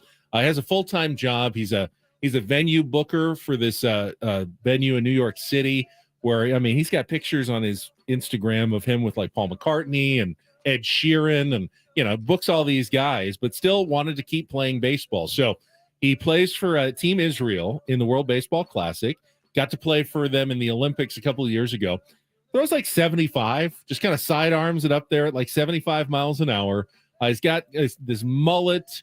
His teammates say he like dresses like a magician. One of them says he's just, larger than life personality. Gold tooth. Yeah, he can put it in. He throws it in there sometimes. The tweet from Cespedes Family Barbecue says, at 44, he's the second oldest player in the WBC. He has a mullet and sometimes a gold tooth. He throws 75 miles an hour. He's Kenny Powers, Forrest Gump, Paul Bunyan, Batman, and Walter Johnson rolled into one. This is the legend of Shlomo Lipitz. Shlomo Lipitz, 44 years old, 75 miles an hour, out there getting it done. Yep. And if there's one player now that I feel like I have to watch in the WBC, no doubt, got to be Shlomo Lipitz. He's the everyman who's still out there living his baseball dream. The picture of him is fantastic. Those guys, they're so good at finding the little thread and pulling the thread, man. They're very good. Guys. So Israel's first game is on Sunday. They play Nicaragua at 9 a.m. in Miami in their first game. I don't know if Shlomo is pitching in that game, or I'm sure he'll get in at some point, though. Obviously, Israel's not one of the big favorites in the tournament, but they're in it. They have a chance, and they've got Shlomo on their side. That's Don't and Do This for a Friday. That was Don't Do This with Ben and Woods on 97.3 The Fan. All right, we got Craig Elston coming up. I know that you last week he recommended Dairy Girls. It's amazing, and you started watching it, and you're loving it. It's one of the funniest things I've ever seen in my entire life. It's so good. He's on fire right now, by the way. That's why we bring Craig on each week. It feels like one of the most important services that we provide. Honest to God, it's like it survived the pandemic radio that we did, and we're like, we got to keep it because people absolutely love it. Myself included. I mean, Craig rarely misses with me unless it's, like sci-fi. But other than that, man, his recommendations. There's so many things that we wouldn't know about because there's just I would have never heard of Dairy There's Girls. too much to keep track of now in terms of streaming entertainment. I would have never heard if you of Dairy don't have Girls. someone, what's the word? Collating it, like basically. Yeah, that's not the word. I can't. What is that? It's like collating. It's like not, collating. It's curating. Curating. Dynamite drop. Thank you for the word that neither of us could pull. Thank you, DePaul. But yeah, Craig is our curator welcome. of streaming entertainment, and we have him on each Friday, and he'll have another recommendation today. And I always look forward to Craig's appearances. DePaul Van Rindel. that's your pen name. Thank you, DePaul. Just a reminder, country music superstar Sam Hunt will take over the Resorts World Theater for a limited 2-night engagement Friday, April 21st and Saturday, April 22nd. Tickets are on sale now at AXS.com and RWLasVegas.com, but you can listen to win. Just listen to 97.3 The Fan on the Odyssey app. Every hour you listen now through March 19th equals one entry in the contest for the getaway to Las Vegas. Craig Elston joining us next here on San Diego's #1 sports station, 97.3 The Fan.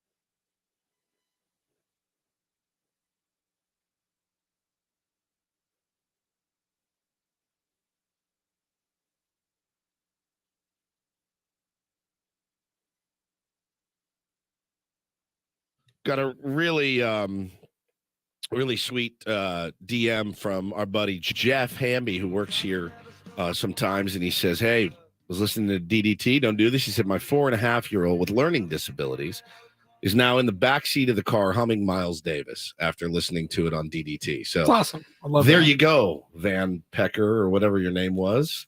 I think that isn't that it. Van Pecker, was that not it? Don't think that was totally exactly. I couldn't. it. Van Patten. I thought it was Van Pecker. Where is it? Yeah, Van Patten. Sorry, I misspoke. Isn't that nice? It's very sweet. That is I nice. was just telling the guys, if my kids went to a school where they only played Miles Davis all day long, I think I would have better kids. I think my kids would be. I think that would be a better. I think they'd be better dudes. Arithmetic. Yeah, no need. Not that necessary. important. Miles Davis, more important. They'd be the coolest. They'd walk out smoking cigarettes probably when I picked them up from school. That's not necessarily what you're going for in preschool, No, but not really. Waiting on Craig Elston. Needs about a minute, so going to get his recommendation. One that I'm very, very interested in as well, Ben. And as soon as you hear him explain it, you'll understand why. okay, I'm looking forward to that. We'll get to Craig coming up. Quick golf update. We got the Players Championship. Second round is underway.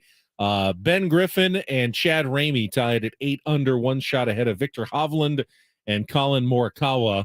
Colin Morikawa tees off later. Hovland, though, 4 under today, so he's moved up the leaderboard at TPC Sawgrass, where they have the Island Green and the $25 million purse, largest ever in PGA Tour history, going on right now. Yeah, our golf just got canceled too. Yeah, the rain is coming, and that happens. You know, it's a good day for just Jersey Mike's. Sit inside, watch a little golf on TV where the weather's actually nice. Yeah. Driving around yesterday, it was 65, not a cloud in the sky. And I'm like, I think these guys are all wrong. There's no way some bad weather's moving in. This is too perfect. We finally hit that day where spring starts here. But man, it's been a little chilly, a little rainy for my my tastes so far. I must say, I'm going on that golf trip. Yeah. And we're just getting to the point of where the 10-day forecast is on the edge. Yes. And I'm like crossing my the fingers worst. because It's the worst part. thing would be 3 days of just absolutely dumping rain would just ruin what has been months and months of planning. Me and Paulie, There's nothing you can do about Me it. and Paulie traditionally around the day after Christmas, because we have fantasy camp in early January every year. You really about the day after Christmas, getting close to New Year's, I'm texting Paulie the 15-day forecast for Peoria. I'm like, I don't know, dude. I don't know. It looks dicey. It's the rain. It looks like it could get rain. Cold. I'm psychotic about it. I check it 15 times a day just to make sure that the rain. And 15 days is really It's too far out way to too even far. be that accurate. I mean, they're just guessing I'm at looking that at point. almanacs and stuff. I'm like just making sure. But yeah, I do that honestly for every vacation I go on. And it's almost like it almost takes away the joy of going on vacation. Weather forecasts have gotten so much more accurate over the years. Now it's like I'll get it's going to be raining in 8 minutes in your area, Yeah, and it'll last sure for enough. 22 minutes, and then it should pass after that. I mean, they can really dial it in ways that when we were growing up, there was only a 50-50 chance that the weather forecast from the night before was going to be close to accurate. And now I have all this snazzy golf gear on for nothing. You look snazzy. To go eat a sandwich at home, middle of the day. Unfortunately. All right, we'll get Craig fired up. Do a little crossing streams. First, let's check traffic here on 97.3 The Fan. From the Premier Kia of Carlsbad Traffic Center, part of the Premier Auto Family, here's Kelly Tannick. Traffic is sponsored by Valvoline Instant Drive-Thru Oil Change, your 15-minute instant drive-thru oil change. We're getting by with very few surprises on our roads this morning, guys. Even better news, we do have rain coming this way later on, but looks like it's going to hold off until after the commute is over. So we're dealing with dry roads right now, no problem spots. Stop by any of the 30 San Diego Valvoline Instant Drive-Thru Oil Change centers. You don't have to get out of your car. It usually only takes 15 minutes or less. Visit SoCalOilChange.com for discounts and locations nearest you. Valvoline Oil Change centers are open 7 days a week. I'm Kelly Danick with Ben and Wood, San Diego's #1 sports station, 97.3 The Fan. All right, let's go out to our Premier Chevrolet of Carlsbad fan hotline, where we are joined by our friend from the San Diego Sockers and the Crossing Streams podcast. Welcome, Craig Elston, for his regular Friday hit here with Ben and Woods on 97.3 The Fan. Good morning, Craig. Good morning, Ben. Good morning, Woods. How you guys doing today? Good. great, Sockers man. win last night up in Ontario against the Empire Strikers. Close one. Oh man, it shouldn't have been 7-3 in the fourth quarter, and things got out of hand. 4 goals allowed in a row. Crowd really got into it.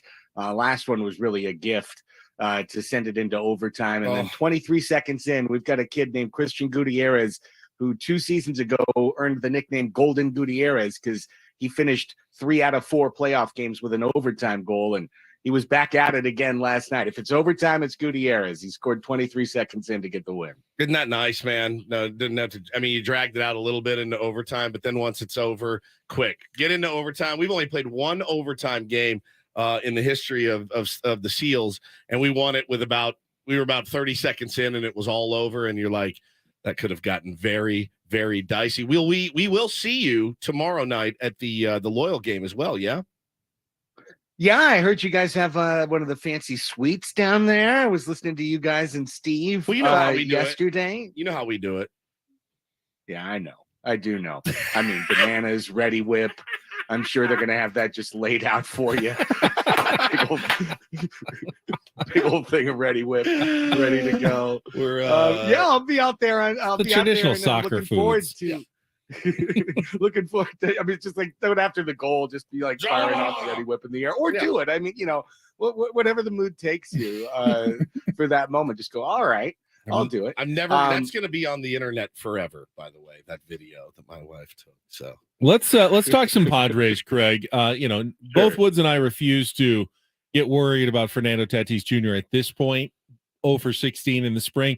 What do you think will be the progression here? What's the reasonable expectation and progression for Fernando Tatis Jr. as he makes his way back from not playing for a year and a half? I think the first thing you really want to see is the plate discipline. That you don't want to see an exaggerated chase rate over what he's done in his career, because he's going to be in one of the most enviable positions in baseball.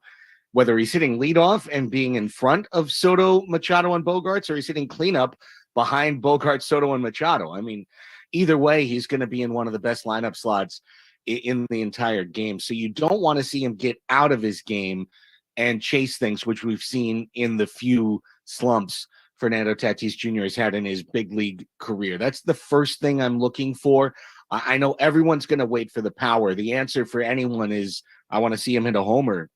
I want to see him hit a couple homers. I want to see him look like himself and stutter step around third base. I think the speed is going to be there. And if the on base is there, there's going to be offensive production for Fernando Tatis Jr., whether he has to walk back into his power or whether it comes back right away. I'll bet on the player and I'll bet on the career performance. And it tells me that Fernando Tatis Jr. might take a little bit, but he's going to come. And when he comes, oh boy. Craig. When he arrives, he'll do so gloriously. Yes. Much better. Much better. A bunch of deviants here on Ben and Woods this morning. It's our pal Craig Elston. I can't remember. Maybe you guys can back me up on this. I can't remember who it was. It could have been. We talked to a lot of big leaguers on this show. And am I wrong to say that I believe that there was kind of a magic number in somebody's head? Somebody told us one time for them, they said the magic number for me, I need about 40 ABs. I think 40 was kind of that number of like, once I hit that magical 40 number in spring training or extended spring training, or even in the season, like I need 40 ABs to get back in feeling like I belong at the plate again. And I'm not seeing anything from Fernando in the limited ABs I have seen of him that gives me any pause. I mean, I saw some frustration the other day, which if you've ever played baseball and you're not getting hits, it's pretty standard.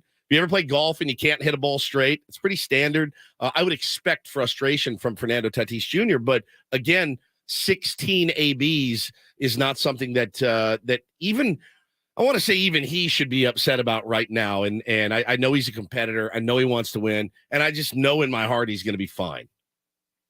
This week on Padres Hot Tub Woods, we did spring training concernometer. Yeah. And I had Fernando Tatis Jr.'s 0 for the spring at the bottom of my list. Yeah. in terms of the thing I'm the least concerned about. If he goes 0 for the spring, I'm not going to love it. I'm not going to be like, yes, but it's okay. If he's still in his minor league rehab and he still hasn't gotten a hit, and he still hasn't shown any of his form, I think we'll start to get a little bit concerned. And even then, you're going to wait till he gets to the big leagues to see what Fernando Tatis Jr. can do. You know why? Because spring training at bats don't mean anything. Yeah. Johnny Roscoe's, Ben, right? Right. Johnny Roscoe's. I bring up two things from that spring all the time. John Roscoe's, I guess that was 2000. And then the next spring, Ichiro. Ichiro was terrible in his first ever spring training. One ground ball to second base after the other. Ohtani People were was saying, horrible. well, is this guy for real? And then, of course, he wins, Rookie of the Year and MVP. So spring doesn't matter. Spring doesn't matter. I will also throw out the fact that unless they are lying to us, Bob Melvin was glowing about what they've seen from Fernando Tatis Jr. on the backfields in the simulated games against Michael Wacha, home run and a double, driving the ball. It's not as though they're all, wringing their hands and going, we just don't see it anymore. He's not the same player. They're telling us not only does he look okay, they're telling us he really looks pretty great. Yeah. I mean, Bob Melvin was like drooling at what he's seen so far from Fernando Tatis Jr. So because of that, I can very easily throw out the results of a handful of spring training at bats. Absolutely. Bet on the player. I'm in 2 different fantasy leagues right now, and I think I might have a chance to draft Tatis in the second round of one and in the first round of a keeper league. And I might just do both of those things because I still believe in the player. I think he's one of the best players in the league. He's 24.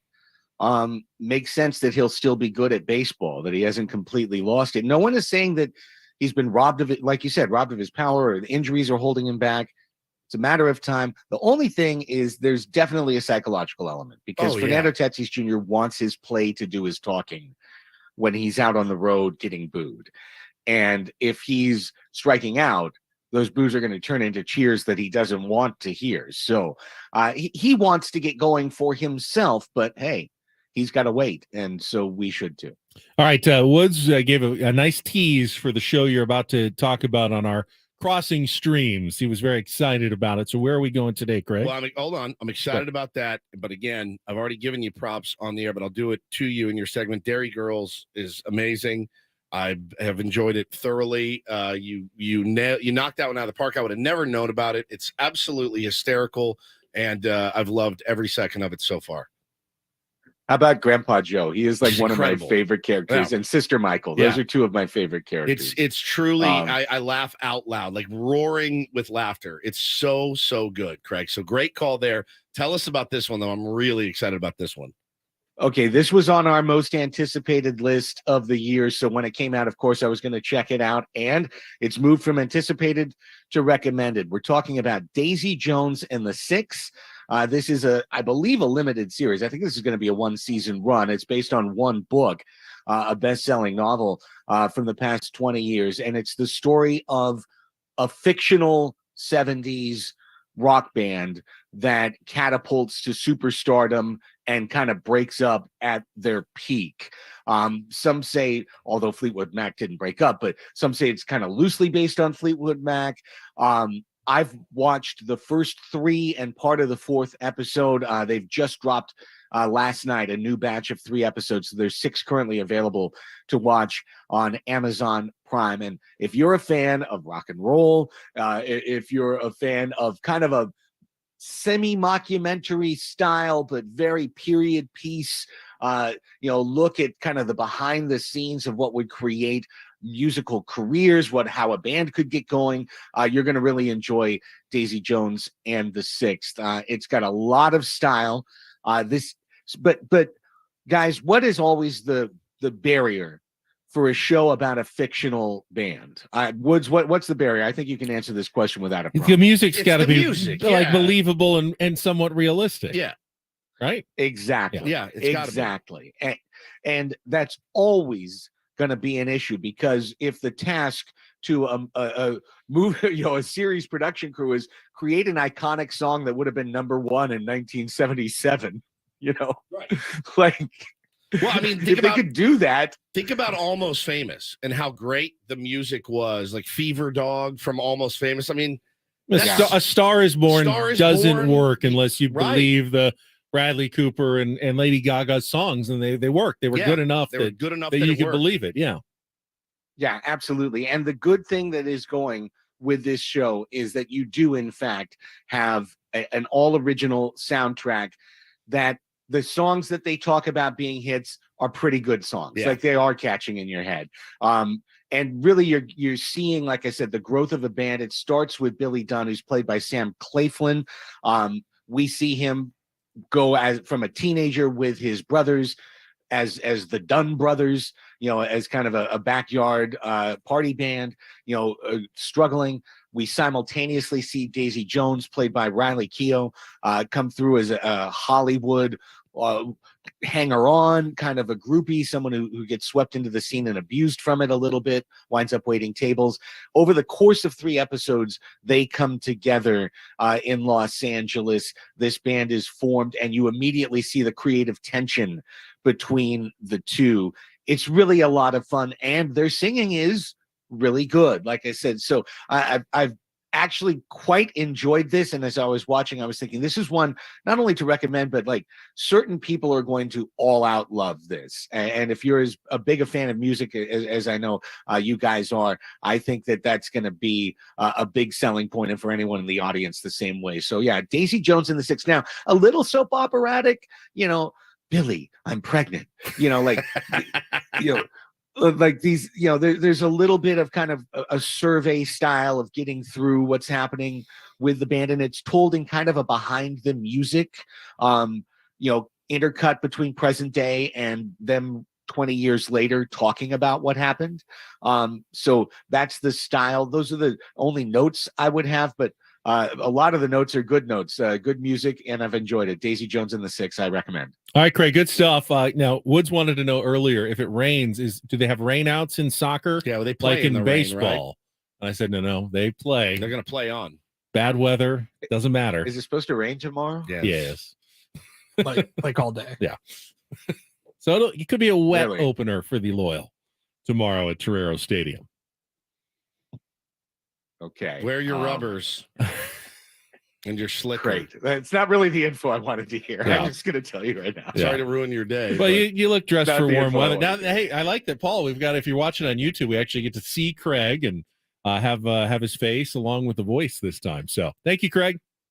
You bet, guys. I'm going to start thinking about my life choices for the next 48 hours. Appreciate you. I might bring my bright yellow 10 News slicker. Do you have a slick? I have a big rain. It's ridiculous. It looks like I'm I'm actually begging you now. like to a do it. freeway employee, like trying to avoid traffic. It's so bright and so safe looking. It's not a fashion statement, but Unlike the rest of your Yes. wardrobe, right?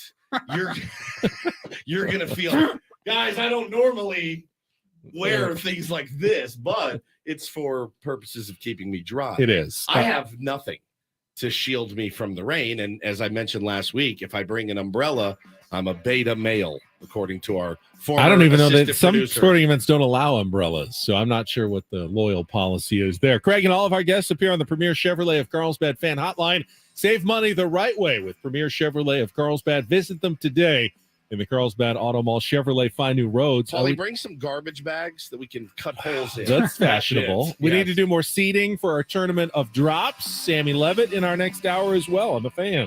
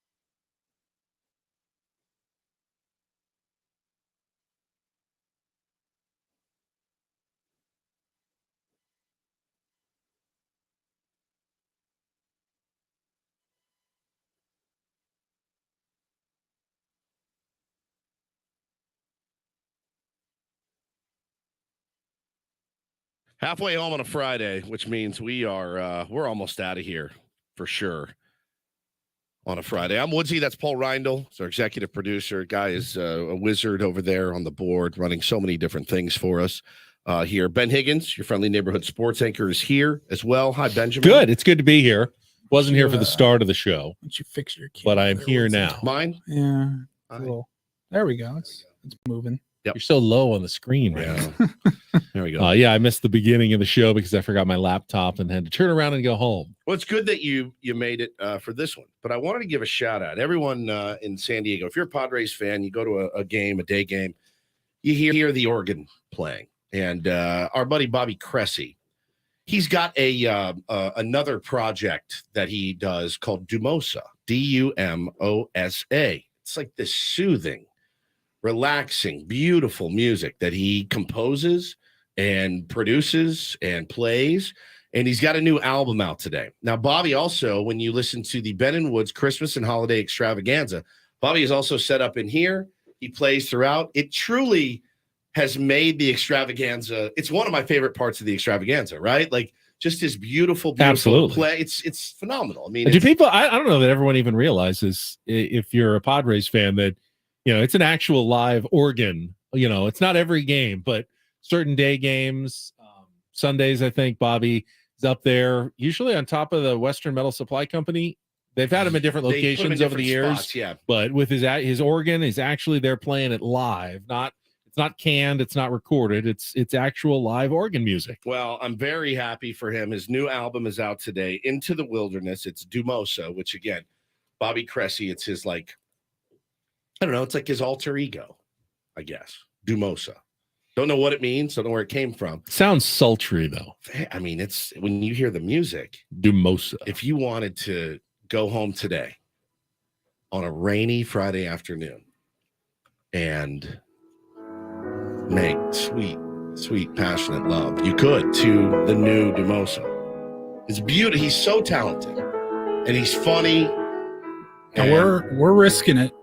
We're sending this out over the YouTube stream as well. So Bobby, please don't sue us. Yeah, Bobby, don't sue us for copyright infringement. But he's such a part of the fabric of the San Diego Padres as well. He's a part of the fabric of this show. It's incredible. He's beautiful. I love this stuff, man. It calms me down. I was listening this morning driving in, and it was no BS. It was so good. I was so lost in it. I missed my exit. I missed Arrow Drive, and I had to go down to Friars and loop around. I went, that's how you know it's good. What the hell just happened? So the new Bobby Cressy Dumosa album, again, is out today. Stream it on Spotify. That's where I'm streaming it right now, Into the Wilderness. I think Bobby will make $0.25 for a stream. See, of all the skills that blow my mind, some people sometimes say, how do you do that TV and radio? But most people say, I could do that. Oh, that's the difference. Most people say, I could do that. Woods is an idiot. I could totally do that. But composing music, to me, is a mind-blowing skill. Like taking, I understand. I took piano lessons. Sure. Okay, I can sort of play someone else's song badly. I at least understand how that works. But to start from nothing and say, okay, I'm going to compose a song now, and I need to come up with all the notes, everything to make it sound good. I don't even know. I couldn't even imagine where you would start to do something like that. Nor can I. I mean, I play guitar, as you know, and I've been playing a lot more recently. I've been playing almost every day. I've not progressed a centimeter. I can't do anything today, even having played the last 2 weeks, that I couldn't do 2 weeks ago. It's so hard to just break through the door of just playing the 15, 16, 20 chords that you know, and you can pull music up, but then you start listening to songs and learning them, and you go, why would they put that chord in there? It's perfect. It works. My brain isn't trained to compose a song like that. That's why I'd be a really good new country writer, because they don't think about those. They have their 3 chords, their crap lyrics, and then they just throw it together, and they're like that album will sell 1 billion copies. So this album of instrumentals from Dumosa, aka Bobby Cressy, is really beautiful. So today on a rainy day, what a perfect day to listen to the new record. So shout out, Bobby. We love you, and we appreciate you very much. If you were listening earlier, we started our seating talk, our committee discussions for our tournament of drops. We kind of came up with what we think are the 1 seeds on the top of the top line of our 4 regions in our bracket, and we'll unveil the matchups on Monday. But let's fire it up again because we need to talk about some 2 and 3 seeds here, Paulie. Is it extra sweet because this is against the Dodgers? Good morning, guys. Can I get a oh yeah? Big dumper come Fernando. I didn't even get a free meatball out of the deal. It's flapping. There it is. Where are these cream pies coming from? Hold on. Remix. Rams. Millen.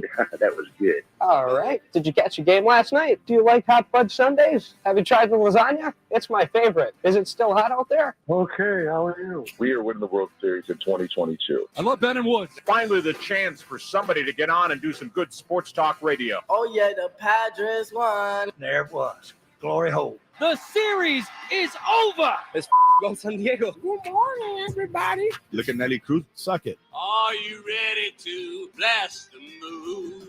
Toilets. That's what's in. So, sports. All right, we were trying to fill out the bracket for a field of 32 drops. Our 1 seeds, as we decided earlier. Have you tried the lasagna? Is it extra sweet because it's against the Dodgers? Can I get a oh yeah from Bo and Taylor? And did you catch the game last night? So 2 carving guys right there in the 1 seed. I think Those are 4 dominant. It's just drops. the next question is, are there any carving guy drops as a 2 seed as well? Yeah, All of them. I mean, it's not going to get the carving guy does not go lower than a 2. All right. Is it still hot outside, or do you like hot fudge sundaes? Which one is higher in your mind for like the overall 5th seed? Is it still hot out there? Is it still hot outside?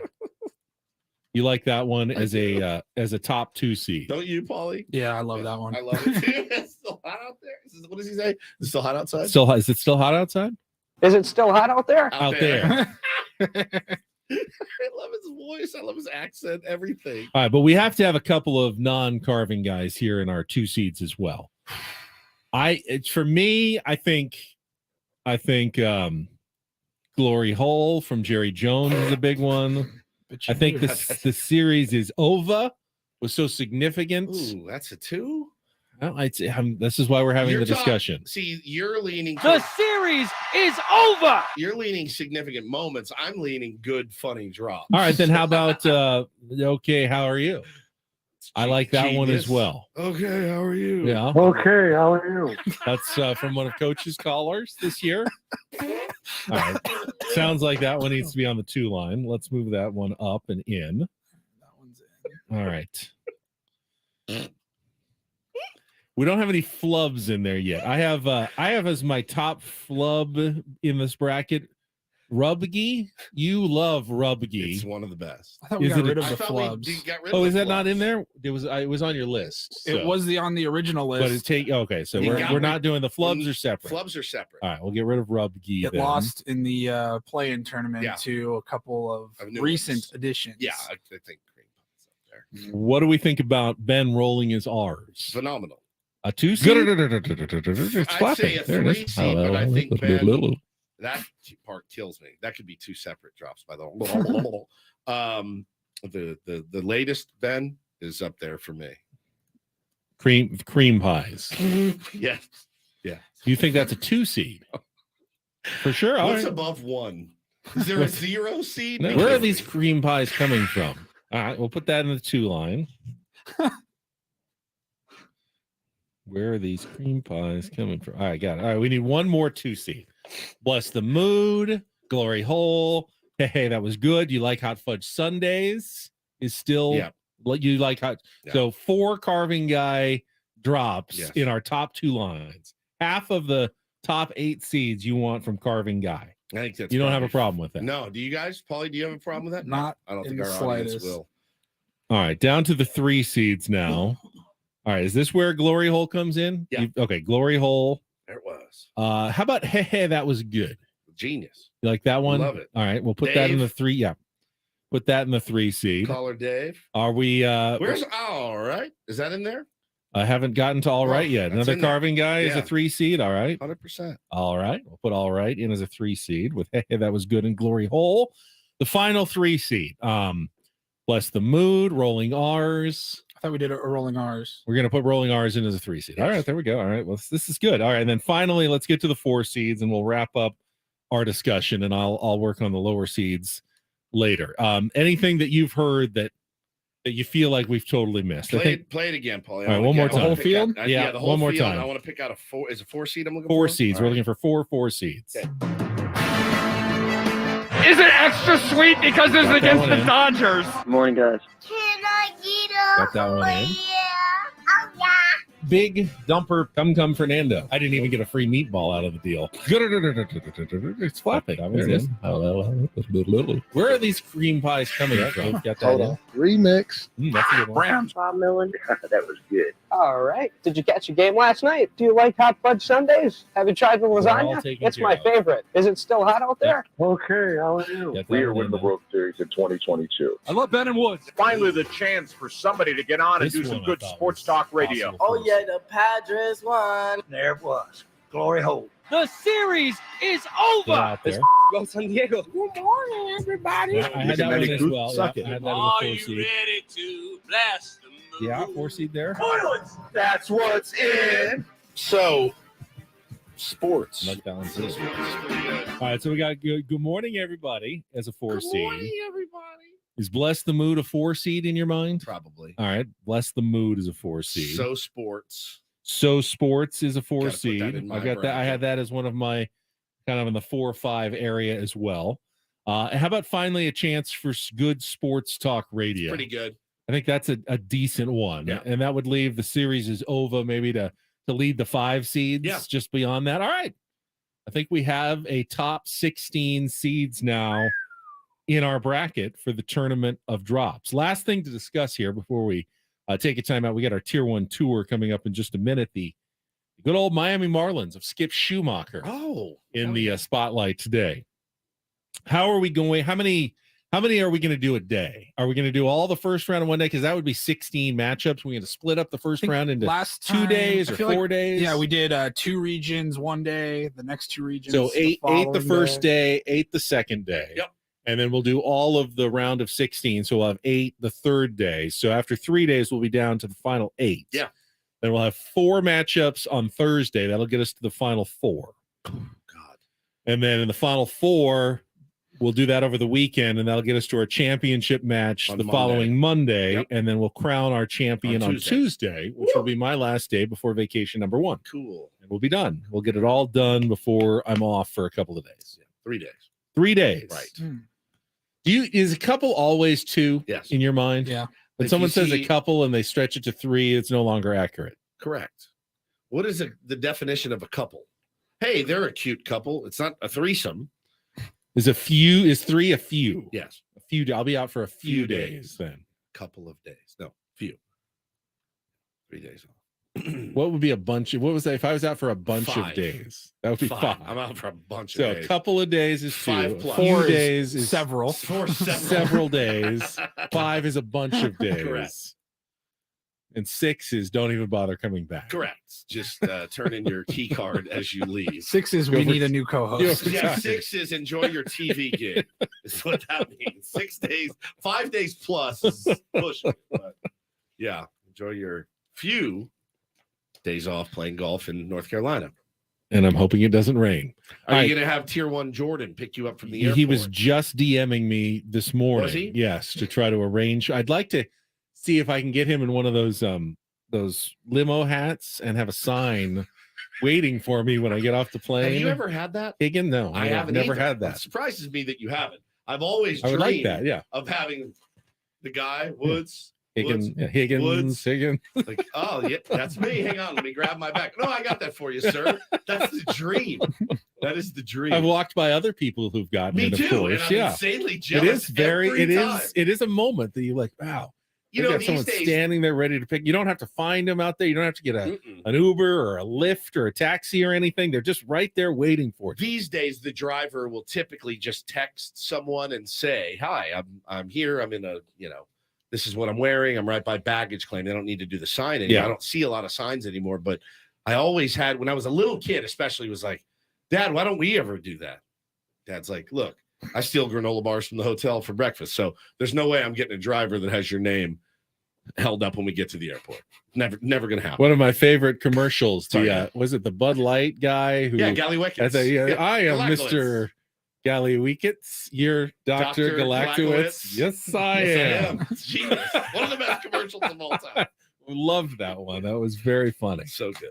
All right, let's take a time out. If there's a team that we are cheering for outside of the Padres in the National League this year, got to be our friend Skip Schumacher, the new manager of the Miami Marlins. Will continue our Tier 1 tour with a look at the Fish, as they call them. I don't know if they call them that or not, but I just did. They do, don't they? With Ben and Woods, we'll be right back after a check of traffic here on 97.3 Van.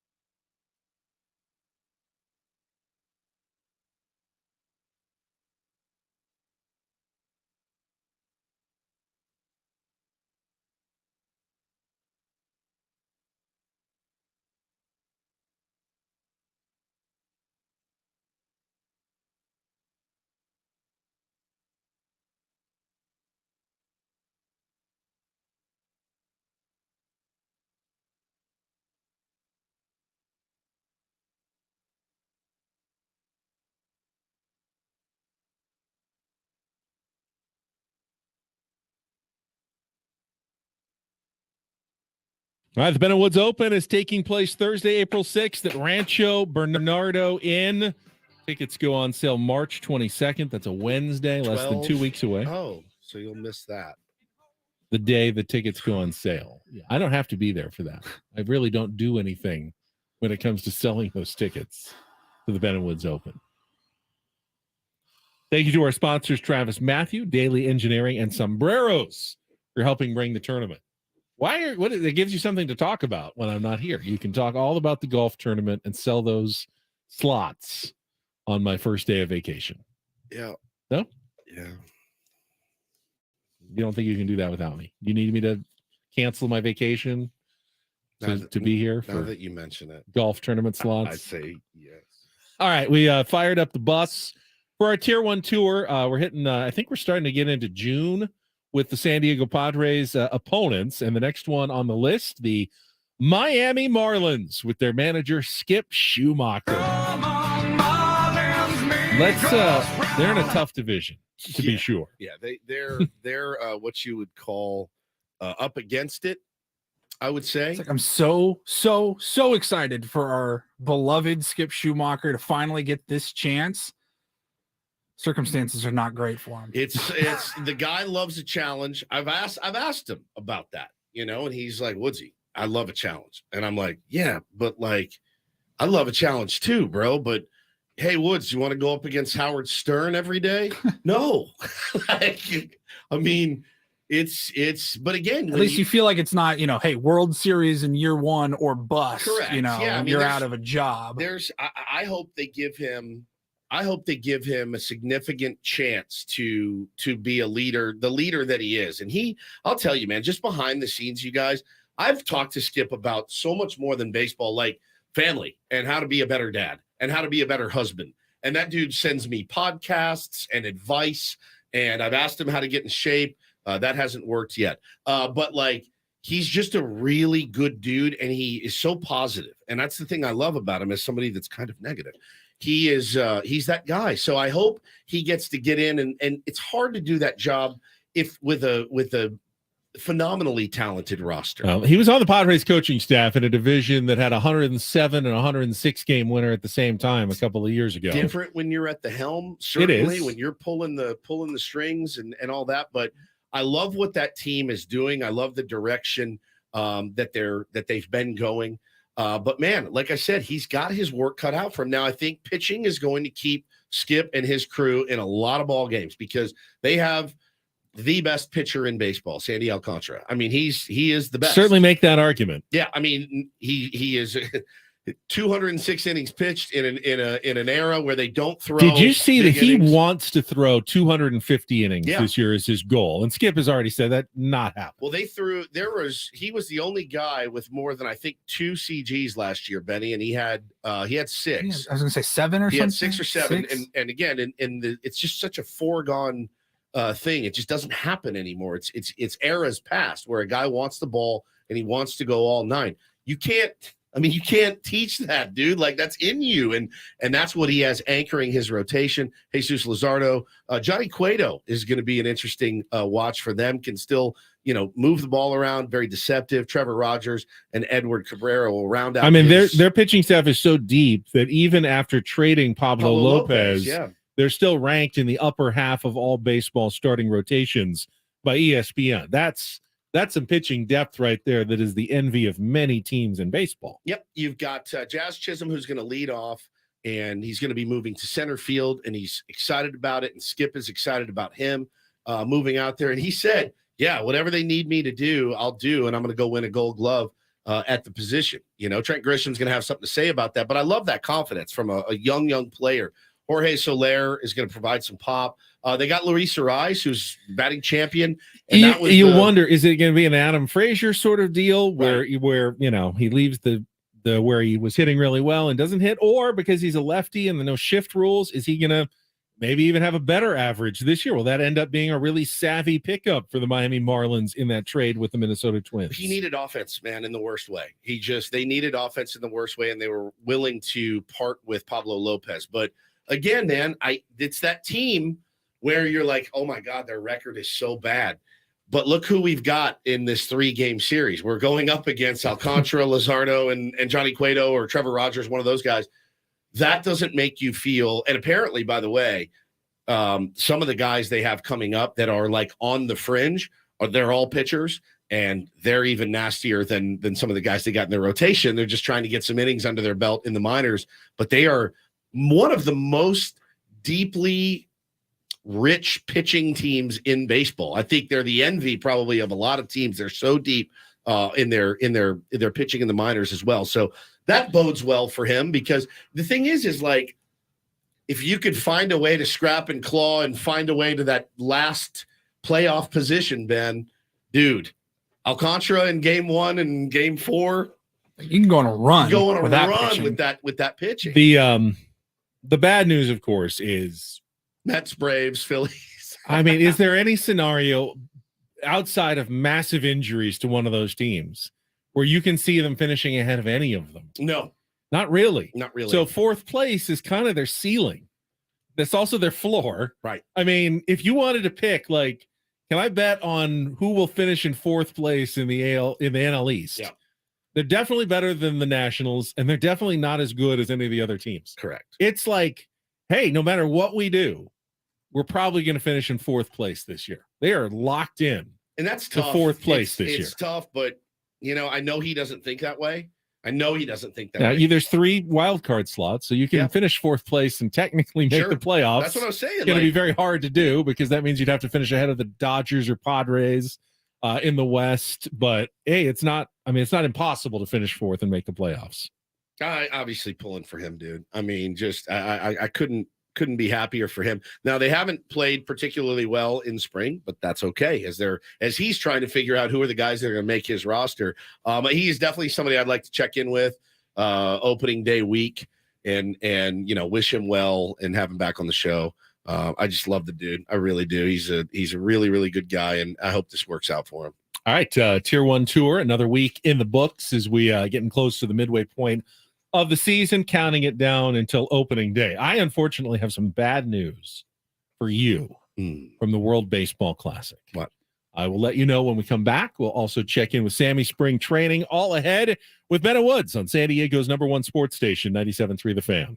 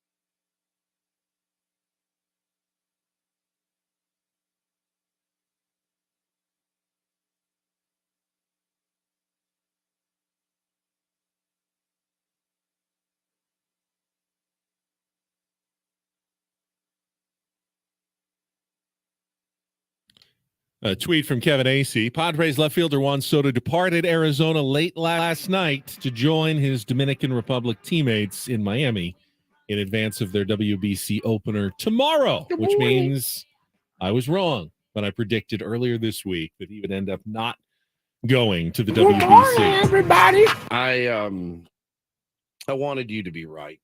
I know. I did. I'm nervous, man. I really am. I saw Trout get drilled the other day against the Giants, and then Team USA was playing the Angels, and Tyler Anderson went up and into Trout too. And I'm like, all right. I gotta say, Phil Nevin is probably not all that happy. No. Have you ever chewed out your own player for throwing inside another an opponent? player?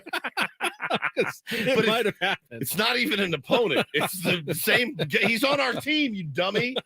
I just am a wreck. I'm a wreck, man. Like Manny and Juan and Alexander. It's just it's so fun. It's so fun. That's why I really am, I think, fully on board for a post World Series WBC. Like You said this- November, You December. said this the other day, Paulie, and we didn't take it to the air, but we should have. And then I think we kicked it around early in the process, and it was kind of summarily dismissed. And then when Paulie brought it up the other day, old DePaul over there started Now making that you're a in lot the of moment. sense. Yes, you started making a lot of sense, buddy. Like, I know that guys will be tired, especially Yes. if you had a deep playoff run, but it's your choice to play in the WBC. Don't play. If you want to shorten your off season and play in the WBC, by all means, go for it. And by the way, what baseball fans are going to be upset about having relevant games and content in, let's call it around Thanksgiving, right? Dude, I'm so on board with that. And again, the pitchers are the ones that you'd probably worry the most about. But then again, you'd have a whole season. And let's say your team, let's say Sandy Alcantara, right? The Marlins don't make the playoffs. He'll have almost 2 months off. But he'll shut it down. He'll shut it down. Then there's a month of playoffs, and then, hey, Sandy, you're going to ramp it back up, or Yeah, you just kind of stay ramped up. That's and up to the players and the teams. It's up to the players and the teams. I think, Paulie. I think I'd rather have that though than the cloud of potential injuries looming 2.5, 3 weeks before opening day. I'm with you. I am. There's got to be a reason that they're not doing that. There's got to be. Is it they don't want to go up against football? That's probably a big one. That's probably part of it for sure. That's one that I think about. But you go up against football in the playoffs anyway, and baseball is baseball, football is football, and I don't miss one single pitch. I think your point that pitchers who shut it down at the end of September and didn't pitch in the playoffs, I think it would be almost impossible for them ramp to back up. Ramp up. And then, no one who just did a 200 inning season. You're not gonna let them ramp. You wouldn't let them pitch in the WBC if it was in November. But then again, man, it's not like it's also if you look at, not to be a jerk, but look at who we're running out there for Team USA. Miles Michaelis, Adam Wainwright. You're not getting the Garrett Cole / Blake Snells. What if you made it more like they do in soccer, where they have the international team? It goes along the same time as the major league season, and you just loan out players for a couple of days, and they go and play in a game, and then they come back. Too important. And it takes like 3 or 4 months to finish the tournament. But it just, you lose players for a day or two. It happens all the time in international soccer. They'll have a star player who's out for a game because he's out playing with his international team, for a few days. No. How'd you feel it's in August and Blake Snell's not going to start against the Dodgers because he's going to go pitch for Team USA? But it'd be too hard. Too many players, I think, to field a competitive team, and I think they won't all play at once. I mean, you'd have to go Team Italy guys go play. Yeah, go and play Team Great Britain. And they're gone for 2 days, and then they come back. So much coordinating. It's it sounds like a nightmare. I don't know. I mean, they do it in soccer. It sounds like definitely possible. Coaching a T-ball team is the logistics of it. With Team Korea now 0-2, pretty good chance Ha-Seong Kim's back in camp sometime next week, unfortunately. But good. What do you mean, unfortunately? Don't you have to lie to our audience? Unfortunately for him. Fortunately for the Padres and the fans. Yeah. What I want to know is what happened to you, though. Me? Because I just saw the final is in. Chinese Taipei 11 Italy 7. Losing pitcher for the Italians. Stephen Woods takes the loss for Team Italy today in the World Baseball Classic. This is a real guy. He's a PH. Stephen Woods also goes by Woodsy, I've been told. So Woodsy came in the third inning. Okay. Went 4 innings, actually. He pitched longer than any other pitcher in the game. Gave up 3 hits, 3 runs, all earned, 2 walks, 2 strikeouts. Did give up a home run to Wei Chang of Chinese Taipei. Chang! And That's what I said when he hit it. And ended up taking the L for Italy today. You know, I had told our skipper that anything over 2 innings is probably too much, but I realized when I looked around, my team needed me today to at least eat some innings. Didn't have my best stuff. I don't think any of us did today, but I'll wear that L. This is a lot like my fantasy camp outings as well. I just didn't have it. You know, I'm older. I don't throw as hard. Past your prime. I can't spin it. Yeah. You know, I have no secondary pitches. I don't have any first-dairy pitches. Nothing. First dairy. Yeah. No first dairy primary or secondary or third dairy. No dairy. What is the word? You know the word. You're in English. Yeah. Okay. What's the one for 3? Oh, dairy.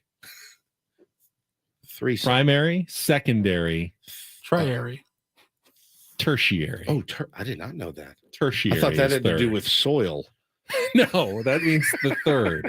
All right, let's check traffic, All right. and then we got Sammy spring training is ready after the Bob Melvin scrum. We'll head out to Peoria, Arizona, right after this on 97.3 The Fan. From the Premier Kia of Carlsbad Traffic Center, part of the Premier Auto family, here's Kelly Tannick. Traffic is sponsored by the San Diego County Sheriff's Department. Got a collision in the North County, southbound side of the 15, just past Villa Rancho Parkway. A couple vehicles involved. They are in the center divide. The San Diego County Sheriff's Department is working hard to keep San Diego safe and is now hiring. The Sheriff's Department offers rewarding careers with growth and has an opportunity for anyone with integrity that wants to make a difference. Go to joinsdsheriff.net to learn more. That's joinsdsheriff.net. I'm Kelly Danica, Fenton Woods, San Diego's #1 sports station, 97.3 The Fan.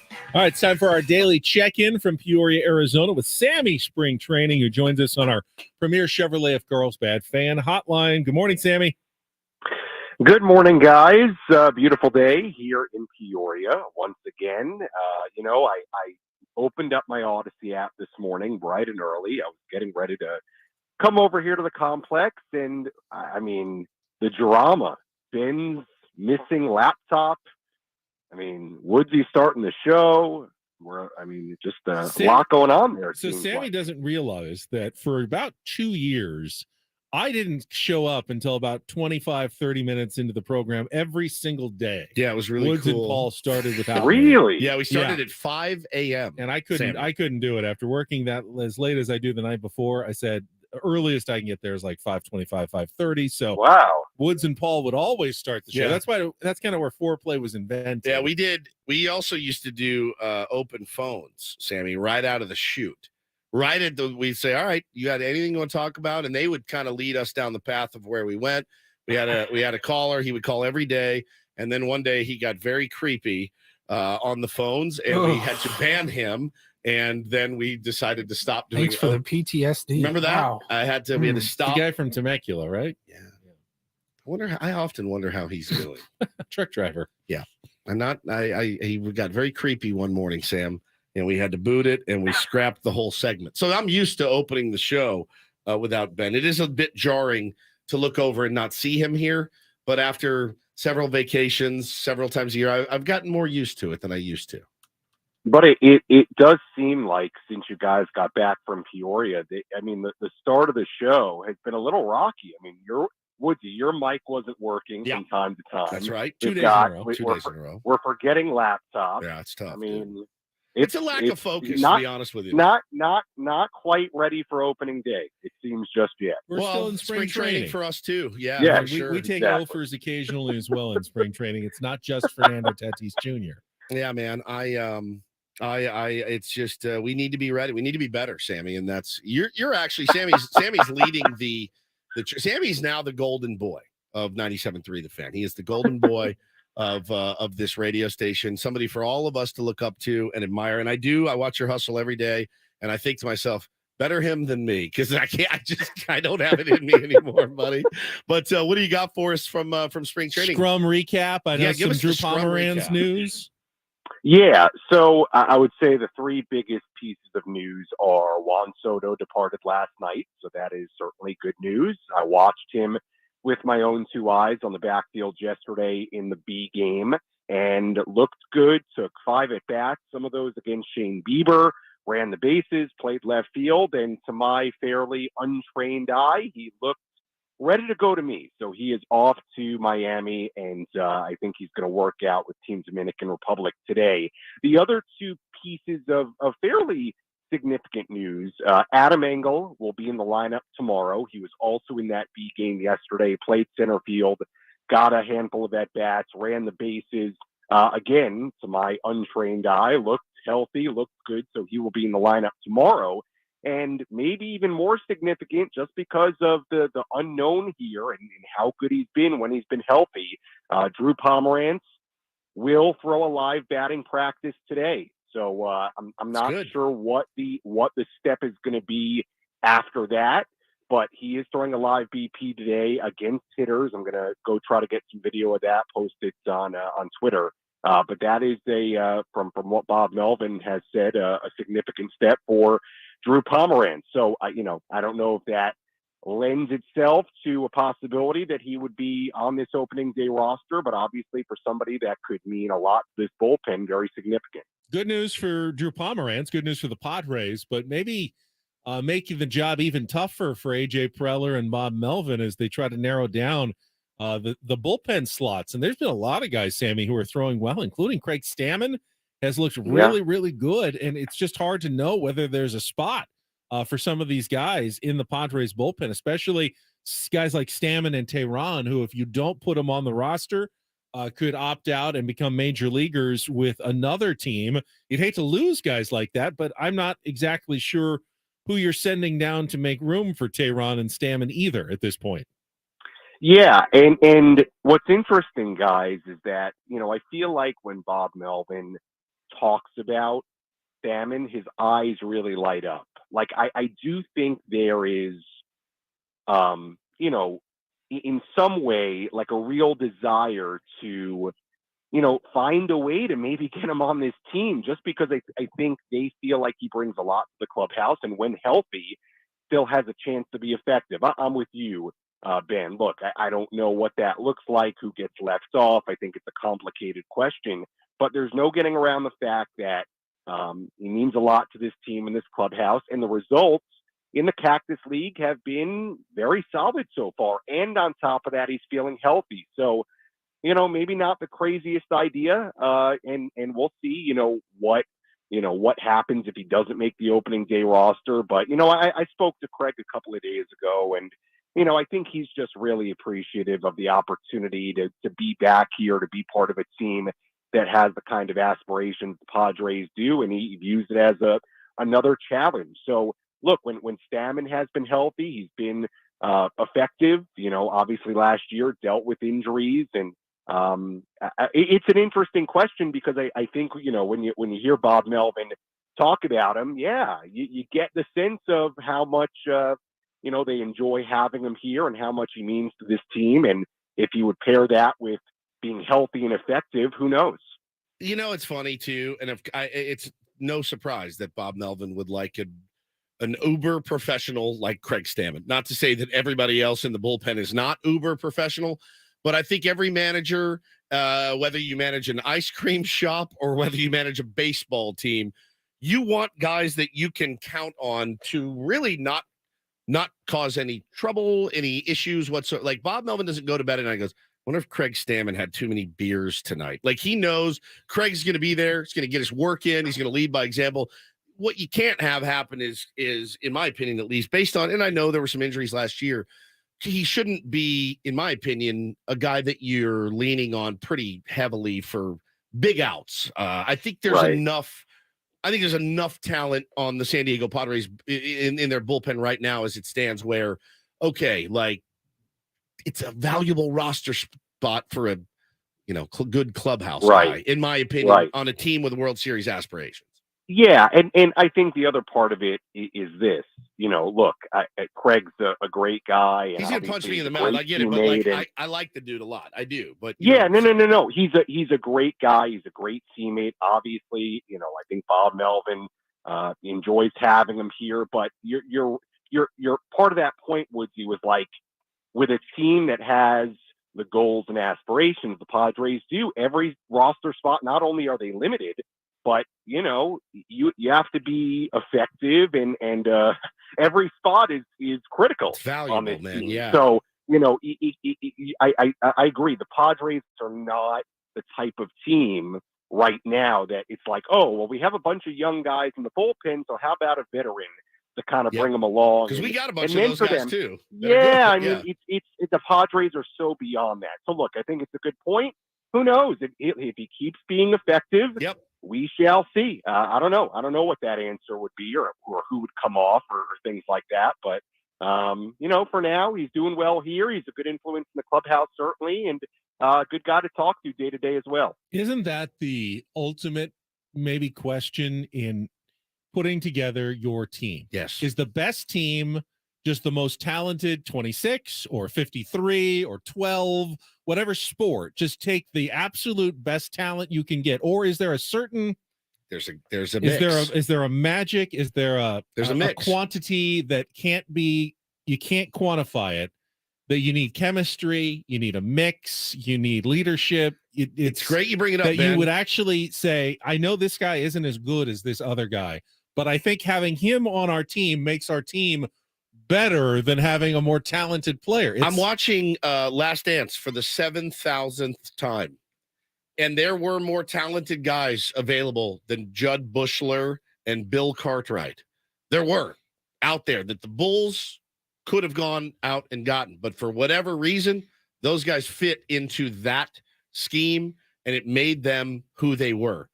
I remember being in Chicago at the time going, Judd Bushler is getting minutes and Bill Cartwright is getting minutes. And you look at it and you're like, yeah, they just won 72 games this season and they're going to roll through the playoffs. There is a mix. And I think just based on our brief time at spring training, talking to some of the additions like Matt Carpenter, Nelson Cruz, guys like that, those guys can all help facilitate that mix, because I don't know that you can win, Ben, with 26 wild, flashy superstars. I don't know. No, but if you have 26 of the greatest guys who are the most responsible leaders in all of baseball, you'll probably finish in dead last because you need a talent too to win. You need a little a-hole in you. You know what I'm saying? You do. You got to have a little bit of it in you, and you got to have a little bit of confidence. Casey Stengel's famous quote: "Nice guys finish last." Yep. But then you need some nice guys in your clubhouse as well. Yep. Exactly right. Interesting. Exactly right. All right, Sammy, what do we got today? Jay Groom pitching. Anyone else that we know taking the mound in surprise against the Royals? I'd have to look to see who's after Groom, but yes, Groom on the mound, and we'll go from there. Have a good weekend. We'll talk to you on Monday. I guess we're out of time. I hear the music. All right, guys. See ya. Sammy on our Premier Chevrolet of Carlsbad fan hotline. Save money the right way with Premier Chevrolet of Carlsbad. Visit them today in the Carlsbad Auto Mall. Chevrolet, find new roads. We got Rhino Report coming up and much more. 1 hour left this week on the Fan.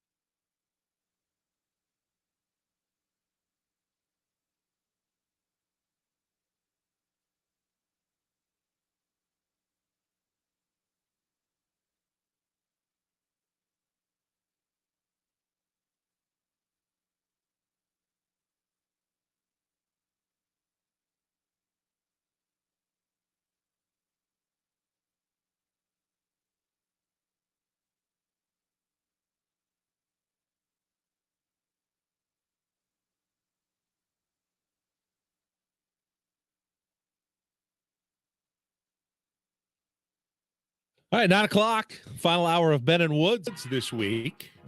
And then we'll be off until Monday. That's really kind of the definition of the weekend right there for you. You don't expect. Did you just mansplain what a weekend is? Ben's playing. Ben's playing? Guys, typically what you want to do, you want to work Monday through Friday. 5 days. And then you're going to be off. And then on 2 days. Saturday, Sunday, you're home. Those days are at the end of the week. Then you so we come call back. it the weekend. And then you're going to come back on Monday and Start a new over. week. I'll do it right over again. So, yes, that's the plan tentatively at this point. I get the Aztecs playing tonight at 6:30 in the Ladies and semifinals gentlemen, the weekend of the Mountain West tournament. Does it make me kind of a bad Aztecs fan that part of me was hoping they'd lose yesterday and just get it done with? You explained. I did yesterday. You explained yourself in very very clear terms of why it could be beneficial. It's hard. I think you see that too in a lot of sports, where it's like, oh man, we've got this thing clinched and locked up, and boy, I'd love to get my starting quarterback some reps, but he's got a little tightness in his ribs, and we're not going to do that. So it's tough because, like, watching the game, I was thinking about that conversation we had yesterday, and I mean, it could have gone either way for most of that game. Took a little of the stress out of it for me. I was at peace with them losing that game, but when you're in the moment watching it, you don't want to lose. Yeah, like, you're like, come on. Yeah, and at this point, so Joe Lunardi still has them listed as a 6 seed. Okay. It feels, though, that if they did win the next 2 games, they got to get up to that 5 line, which that's what you want. That's right? kind of what you want. Yeah, it gets you against a 12, which is probably not a power conference team. It's maybe an automatic qualifier from a lower beats a conference. 5 every. Yeah, that's true. But Yeah. 11 beats a 6 almost every year too. So there's no guaranteed wins in the NCAA tournament at all. And I don't know. Bryce Miller wrote about it in the UT this morning. Darion Trammell scored zippo yesterday. None. Nathan Mensah had 4 points in the game. Had a couple of key free throw and rebound and block shot right at the end. But can you win with such inconsistency from 2 guys who should get a lot of minutes? They're key players. The answer is yes, because you did. They do, yeah. Yeah, very well, clearly. you did against the 8th seed in the Mountain West tournament. Will you do that against, say, a 4 seed in the second round of the NCAA tournament without getting solid performances from those 2 guys? No, you won't. But you did in this instance. But there's more in there. Obviously, doing better than 0 is still something. The Aztecs have won, I think, 8 of their last 9. Every time they win a close one, and most of them are close, I get tweets from Aztecs fans saying, "Way to go, Nostradamus!" This just shows you they're going nowhere in the NCAA tournament. I saw that yesterday on yours, and I understand the thinking. Like, when you struggle down the stretch and you make it look so hard to win, you're setting yourself up for a royal failure in March. At the same time, what happens almost every single time when the Aztecs go down the stretch in these games that get really nervous and close? They win. But they win. And are you saying that in the NCAA tournament, if the Aztecs came down late every game and struggled to make baskets at the end, but found a way to win, you're not going to care how they win? If they win 62-61 and sneak out 3 or 4 victories, and all of a sudden they're in the Elite 8, I promise you're not going to care what those wins look like in the NCAA tournament. Yeah, because that's where wins, quality of wins, stop mattering at all. So it just doesn't matter. There's no Ken Palm to impress. There's no Bart Torvik ratings to impress. What do those guys do? All you have to do in we're done for the year. all you have to do in the NCAA tournament is score 1 more point than your opponent. And the Aztecs have been really, really good at that. It's like it's not a good watch. It's not a good watch. Not. It's a terrible, terrible, gut-wrenching watch, but it's all about the result, and especially now. I mean, 25 out of the 31 times they've played, they've found a way in the end to finish a couple of points ahead of their opponent. Bro, there is absolutely something to be said for that. And the other thing that you fantasize, no matter what sport it is, you fantasize as a fan is, look how we are continuing to almost give these games away, but we don't. We find a way. All those players know how to win now. They've won a lot. What if something unlocks. That's the dream. That's as long as you're alive. As long as you're alive, yeah. You might run into a hot streak Correct. where a bunch of guys get hot at the same time. And again, if you struggle your way all the way to the Sweet 16 or the Elite 8, who cares? No one's going to care how you got there. Ask those Philadelphia Phillies how they felt about when they peaked last year. Yep. Ask them how they feel about, hey, you guys really look like crap in August and early September. Yeah, we're fine. We won the pennant because we got hot at the right time. It's March. Style points are over. It's over. They are over. Art Torvik sitting on a beach somewhere. But right now, Paulie Reindl is not over. He's just getting started with the Reindl Report. And get things started here with our today's edition of the Reindl Report. Now tuned into the greatest. Welcome to the Reindl Report with Paul Reindl. Hi, Paul. All right. 2 stories from the world of sports that we haven't gotten to yet. We'll start off in Major League Baseball. And 1 story that you didn't know you needed. Are you laughing, biatch? It's the Reindl Report Hey, Paul, how you doing? Okay, how are you? on 97.3 The Fan. Are you ready to bless the mood? I need some help, please. That was good. Can I get a yeah? Oh, yeah. All right. We have at least, 7 or 8? Half the field. Like a quarter of the field of the Tournament of Drops all appear in the Reindl Report Open. Yeah. Fine by me. It's the Reindl Report brought to you by your San Diego Sockers. The Lords of Indoor are on to the march to the Ron Newman Cup playoffs. Looking for that three-peat. Get your tickets at sdsockers.com. Does that make the other teams the peasants of indoor if they're the lords of indoor? Absolutely. The Surfs. Have you seen their Serfs, record? good word. The Surfs. Good Middle Ages word. Surfs. That sounds like it could actually be an indoor Yeah, team San name. Diego. The San Diego Surfs. SERFs. This is the worst name ever. Oh, The my God. peasants take on the serfs today. Gentlemen, we'll start off in the NFL.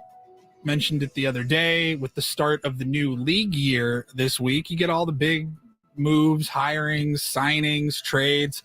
You also get releases, and the Minnesota Vikings released receiver Adam Thielen this morning, and he was just like the definition of a fan favorite there. The team tweeted out, the thank you, Adam post, but Adam Thielen now free agent. The scrappy.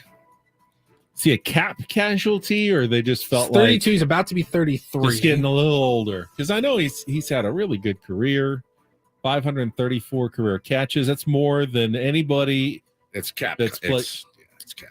play the Vikings other than Chris Carter and He had Randy Moss. just under 20 million. Yeah, 20 million. Yeah, Cap. that's a lot that's of a debt. tough part of football. That the money is so critical when it comes to those cap numbers that you have to be a cap casualty sometimes. Yeah, I mean, and he said he wanted to retire a Viking, but he also wants the opportunity to show he can play at a high level.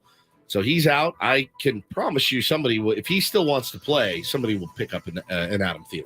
Oh, for sure. Yeah, he's going to have a slot somewhere. The legal tampering period, whatever it is, when you can now start negotiating, begins Monday for free agency. So they have a couple of days, and then officially free agency starts later next week. All right, Ben, listen very, very closely I'm just to gonna this check my next phone story. here. An update on something that you completely missed yesterday, but Kevin Durant is expected to miss 2 to 3 weeks because of that left ankle injury.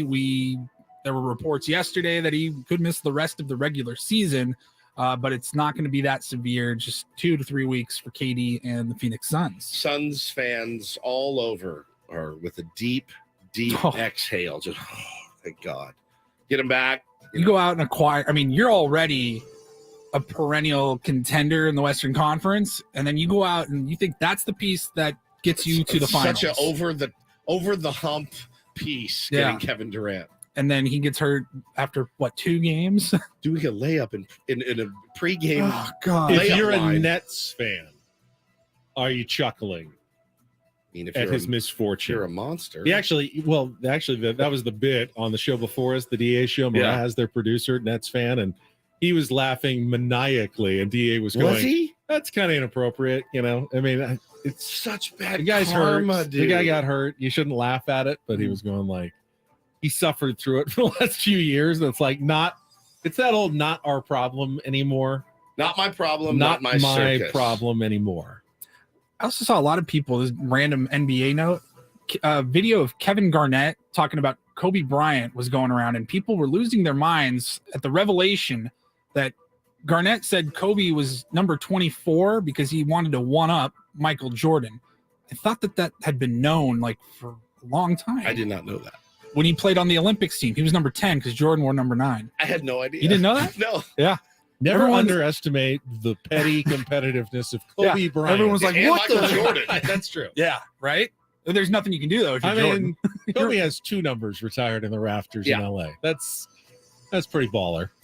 It is. By the way, the Lakers are getting D'Angelo Russell back I'm tonight. sorry, Woods. Way to go, dude. Against the That's my Toronto fault. Raptors. That is my fault. They're in playoff position right now. 9th My seed bad. right now in the West. Trying to hold on. Mookie And Betts finally- is elated. He As opened, his Bruce he opened the door Gratterall. to discussing the NBA. I thought I'd just jam plow your right on Lakers through. news in. Plow right on through. Finally, a favorite for all of us, I believe, involved in this last story. Are you guys aware of the Calm app? Have you heard of it? Oh, yeah. I think I've used it before think I have for like too. a free trial. Yeah. Calm. And so one of the founders of Calm is Jennifer Garner. And part of the Calm app, He just perked up. part of the Calm app, it's like a meditation app, and you can use it to help you fall asleep Yes. or meditate or anything of that nature. So saw this going around. You can actually have Jennifer Garner herself read you a bedtime story through the Calm app. Like live? Like she'll Not like Zoom with you and live. read you a bedtime story? That would be so. Is it like a kid's story? Like Here's a Good little- Night here's a little Moon? Here's a little taste. Okay. Tonight, I'm going to tell you a story that takes place on a farm in Oklahoma. But it's not just any farm. It's one that has been in my family for nearly 100 years. Don't know that it makes me want to. Is this for kids or adults? Either. I don't know. Sound like for kids. It sounded a little more That kiddish. one says it's got her once upon a farm story about baby food and kid snacks. So that's probably a kid's story. Now she's on your list. She's like top of your list. You know, you never know with celebrities because you haven't met them, but I imagine that she's like really nice. I've always cool. liked Jennifer Oh, Garner. yeah. You don't know for sure. No, I there's thought- nothing to. I thought the whole thing with her and Ben Affleck, I thought How come it treated didn't her work like out between crap. those two? I mean, he's probably tough to live with they were Why did separated, he and she pick was her like, in the first place, or why did she pick him in the first place? because he's Ben Affleck. He's dynamic. He's Yeah. funny as like, hell. He's dude, when he rich. was relapsing and drinking again, like tough. they were separated, and she was still picking him up, taking him to meetings, Yeah, like she's still like a part of his life. Good person. She seems really She seems to be. Again, you nice. don't know her. Yeah, I You have don't no E- idea. Even in those Capital One commercials, she seems yes, really nice. 100%. What's in your wallet? She's She's like, I don't know. She Here you sells go. me Take on a it. look. I'm sold on her as well. Who would be the worst?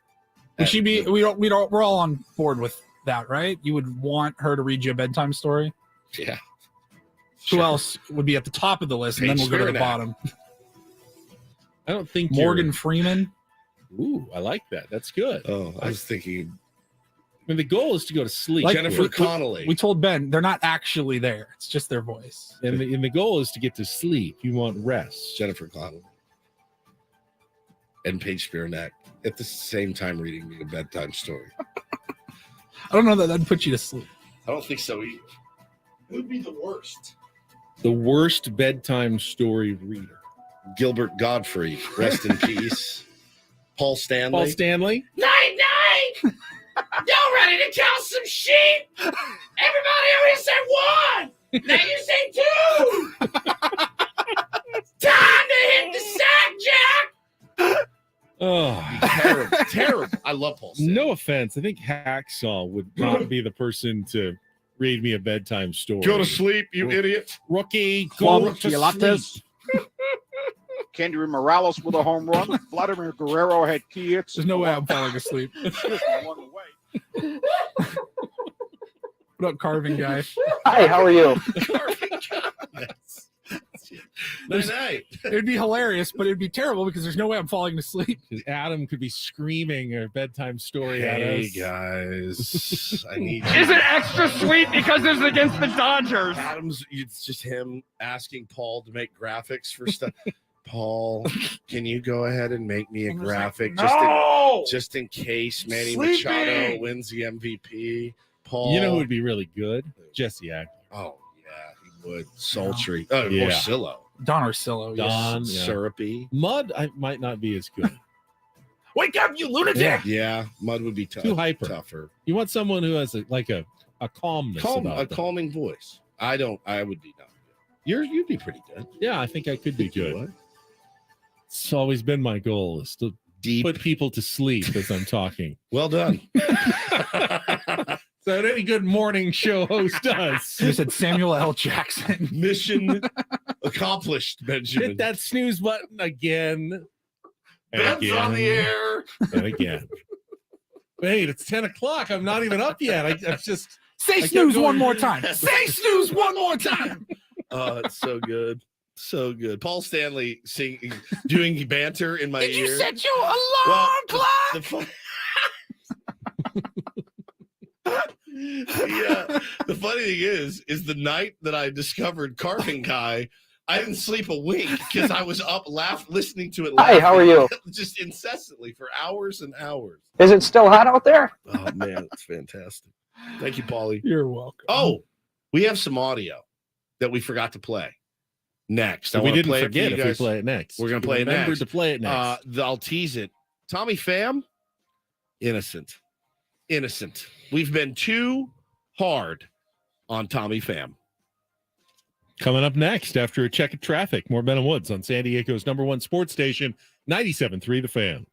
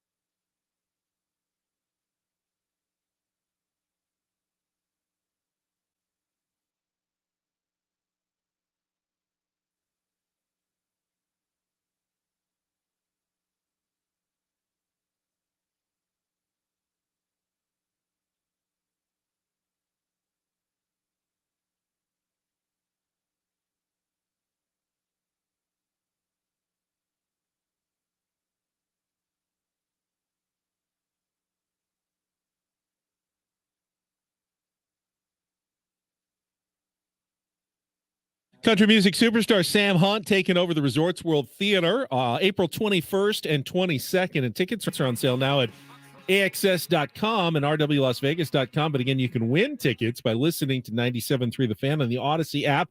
Every hour you listen from now until March 19th equals one entry for a 2-night stay at Resorts World Las Vegas and tickets to see Sam Hunt. All right, Tommy Pham, you say, what you said he's innocent. What was he guilty of? Tommy Just being Pham innocent. Just guilty of being the bad guy in the equation. I mean, no, I don't think anyone thought Tommy Pham was necessarily a bad guy. He's just intense and kind of angry seeming. Well, at times. I had to laugh this morning because he was on a podcast. So, our buddy, Adam Jones, friend of the program, great friend of the program, has a new podcast out with AJ Pierzynski, what's his name? Eric Kratz, a couple other dudes. And what's the name of his podcast, Paulie? Full Count? Not Karros, right? No, not Eric Karros. Kreutz? Thank God. No, it's Eric. Foul Territory? Foul Territory. Eric, what the hell is the guy's name? Eric Kratz. Baseball catcher. Yeah. Eric Kratz. Eric Kratz. He's funny. He's a funny dude. So they had Tommy Pham on, and they wanted to ask him, Ben, you remember, of course, the slap heard around the world. The slap, when he slapped Jock Peterson. About fantasy football? Yeah. Listen to his explanation as to what really happened between the slap of Tommy Pham on Jock Peterson. Yeah, so we're in a fantasy football league together, and there was just, let me just say this, I've never said what's up or hi to Jock on the baseball field. We're not friends like that. We're not cool like that. So when we joined this football league together, there was a lot of talking. Oh, my fault. There was a lot. Tommy, that's wait, Tommy. That's why we have this show. All the way there down. No holding back. Whatever you want. Yeah, there was a lot of talking in the group chat from Jock to me, then to my team at the time, and I was just like, man, I never said what's up to this man. I don't know what makes him think it's cool, to take shots at me and my team. Then I forewarned him. I was like, hey, Jock, I'm not cool with you like this. Then he kept taking subtle shots. So I was like, next time I see you, man, I'm gonna pimp slap the shit out of you. And it just so happened to be a year later. So. Dude, Padre for life. Tommy Pham defending our honor and Padres fans' honor out there to Dirty Dodger at the time, right? Wasn't he a Dodger at the time? It was Giants Dodgers, wasn't it? Yeah. No, was he was a Giant. Was he a Giant at the time, I think? No, it was Giant. He was a Giant when he was in it. San Francisco. When he slapped it. Tommy Pham was playing for. Tommy was playing for us. He was playing for us. Yeah, he was. Playing he had already moved on to the Reds. It was last year. He was with Cincinnati. Okay. Yeah. So it was a Dirty Giant, Jock Peterson running mouth about the Padres and everything else. Tommy said, "Bro, we're not friends, man. You don't get to you can bust your friends' chops about stuff, and you have to be friends before you can talk a little smack. People get a little too familiar." And Tommy said, "I warned him, but you're not going to talk smack about my team." But if I was Jock, I go, I mean, it was all in good fun, man. That's what you're supposed to do in a fantasy football league. You talk smack at the other guys in the league. That's not about where you play. That's what fantasy football is all about. Is you talk smack in the chat room. Well, like he said, I warned him. I told him, you're not. I don't know that his innocence has been proven as completely as you would think it is. I think that we should if you retire sign his up number for fantasy football with a bunch of dudes, competitive guys, you've got to expect a certain level of trash talk, and it's going to spill over from, oh, you drafted a terrible player. It's going to spill over into your real team life stuff. sucks? And no, that's a line. You cross the line. Jock Peterson, habitual line stepper, and Tommy Pham defending the honor of the San Diego Padres. And the fact that after a year he didn't cool down at all. I love it. Like he said, I'm gonna do this next time I see you as a fellow. And it was like, oh yeah, no, I promised, and now I'm actually going to do it. As a fellow petty grudge holder, knowing it would be a big story if he did it, right? I mean, you've got to, that's part of the equation as well. You're a Major League Baseball player. You go out and slap another major leaguer in pregame warmups, that's probably going to get reported fairly widely. If you don't start any, there won't be any. Pretty easy. Why would you kick the hornet's nest, the walking, living hornet's nest that is Tommy Pham? After the hornet says, "Hey, bro, don't kick me, or I'm going to sting you." What would have been too much for then, Tommy? If you're saying it's okay, I don't know how Tommy Pham responded. What would have been over the top then? What? Like killing him. Okay, good. Murder would have been over the top. Murder over the stabbing top. him, stabbing him. But like a closed fist punch, would that have been? You just said, if you keep kicking this hornet's nest, I'm going to sting you. And what do? You walk up, no, you're not going to sting me. And you kick the nest again. And what do you think happens? The old F around and find out. He found out. I've always been kind of a Tommy Pham guy. I liked his edge. I wish his career had worked out a little better here. But I thought that was really cool. I did. I listened to that and I went, okay, now I know why. I don't think it was about, you were hiding players on your bench and it was you're doing shady stuff in the league. You were running your mouth about me. Isn't that and what my Jock team said it was about? Like a disagreement about the rules in the league. But Tommy says no. Tommy says no. He didn't like what he had to It's say. about like waiver wire. Waiver wire something. pickups. Which again, that's a little. But again, this is probably a $20,000 league. Like it's probably no joke. It's not the $10 leagues you play in, It's or still the a little bit $100 of leagues a I he play said, other he said in this situation. Tommy Innocent. All right, we've got one segment left, and we got an in-studio guest to help us wrap up the week and get to our flubs. Matt Savant from the Gulls is here. They have a huge weekend. Like they probably overloaded their plates, to be honest, this weekend. But we'll let you know what's coming up. We got some giveaways as well, so stay tuned for all of it. Coming up next with more Ben and Woods on San Diego's #1 sports station, 97.3 The Fan.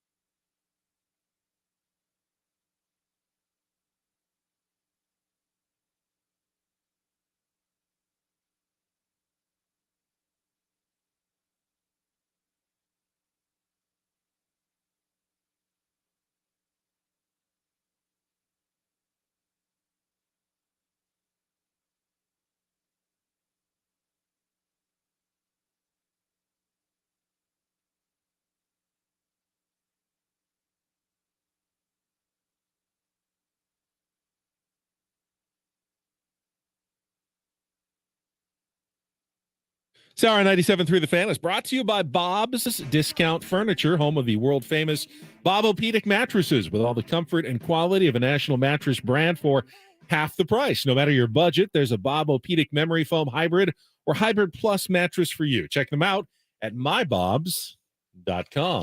We got Matt Savant in studio from the Gulls. Talk about their big weekend right after this check of traffic on 97.3 The Fan. From the Premier Kia of Carlsbad Traffic Center, part of the Premier Auto Family, here's Kelly Tannick. Traffic is sponsored by Gomez Trial Attorney. Seriously injured, get a real trial attorney. Get Gomez. Not too bad of a ride around county. Looks like we may still have this stalled car on the University 6th Avenue off-ramp south on 163, partially in lane, so expect a bit of a backup getting into Hillcrest. Other than that, though, it's looking pretty good on our roads. That could all change, though. We are expecting some rain, so this afternoon's commute could be a busy one, so please plan accordingly. If you've been injured in a car, truck, or motorcycle accident, Gomez Trial Attorneys is ready to fight for you all the way to trial. Get a real trial lawyer. Get Gomez. Call 833-GET-GOMEZ. I'm Kelly Danik with Ben & Woods, San Diego's #1 sports station, 97.3 The Fan. All right, joining us on our Premier Chevrolet of Carlsbad Fan Hotline, but in studio today, the president of business operations for the San Diego Gulls. Known him for many years. Always good to see Matt Savant back with us here on 97.3 The Fan. Matt, how are you? There we go. Try again. Happy Friday, boys. What's going on? How you doing, buddy? I'm batting cleanup for you today, huh? Yes, you are. Yeah, You almost brought- to the weekend. You brought us some gear here, so tell us about what you brought us. Well, we've got a busy weekend. So what we try to do is pack in everything you can imagine on a March weekend. Tonight we have a game where we're going to have $5 beers, and we're going to wear our third jerseys, which are those beautiful blue jerseys that we wear. But tomorrow night we have got St. Patrick's Day celebration, where we're going to wear these amazing green jerseys. We're inviting all of our fans to come out. We're having a tailgate.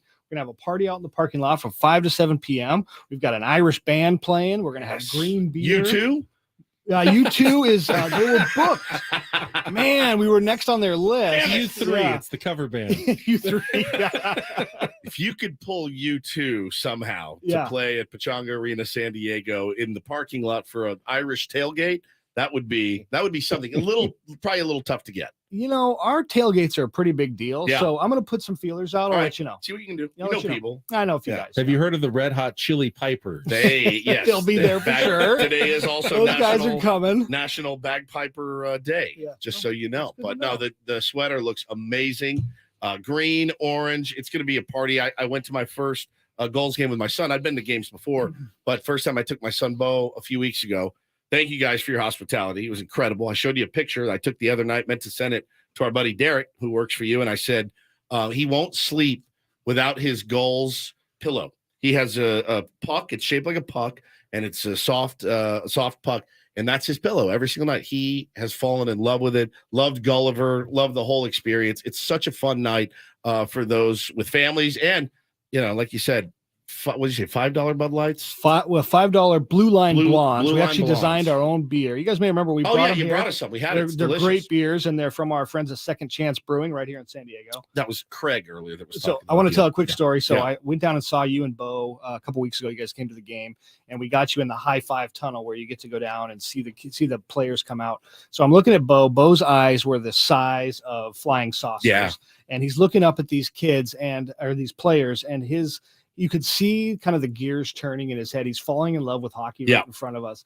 And I love to see the picture of him with his pillow, but we have so many passionate fans, but it starts when they're young like that. So I'm glad you brought him. No doubt. And it still can't wrap his mind around the fact that they do all of this while on ice. Yeah. And ice skates. I took him out on the ice and he's like, I don't get it. I don't understand how they are able to manipulate the puck and stuff. But so I know the season record wise hasn't been what you guys wanted, right? And it's tough, man. It's tough to kind of soldier through those seasons, but the fans have kept showing up, and that's the beautiful part about it. You look at the history. San Diego has supported our team so thoroughly. We're still number 4 in attendance in the entire American Hockey League, which I'm really proud of.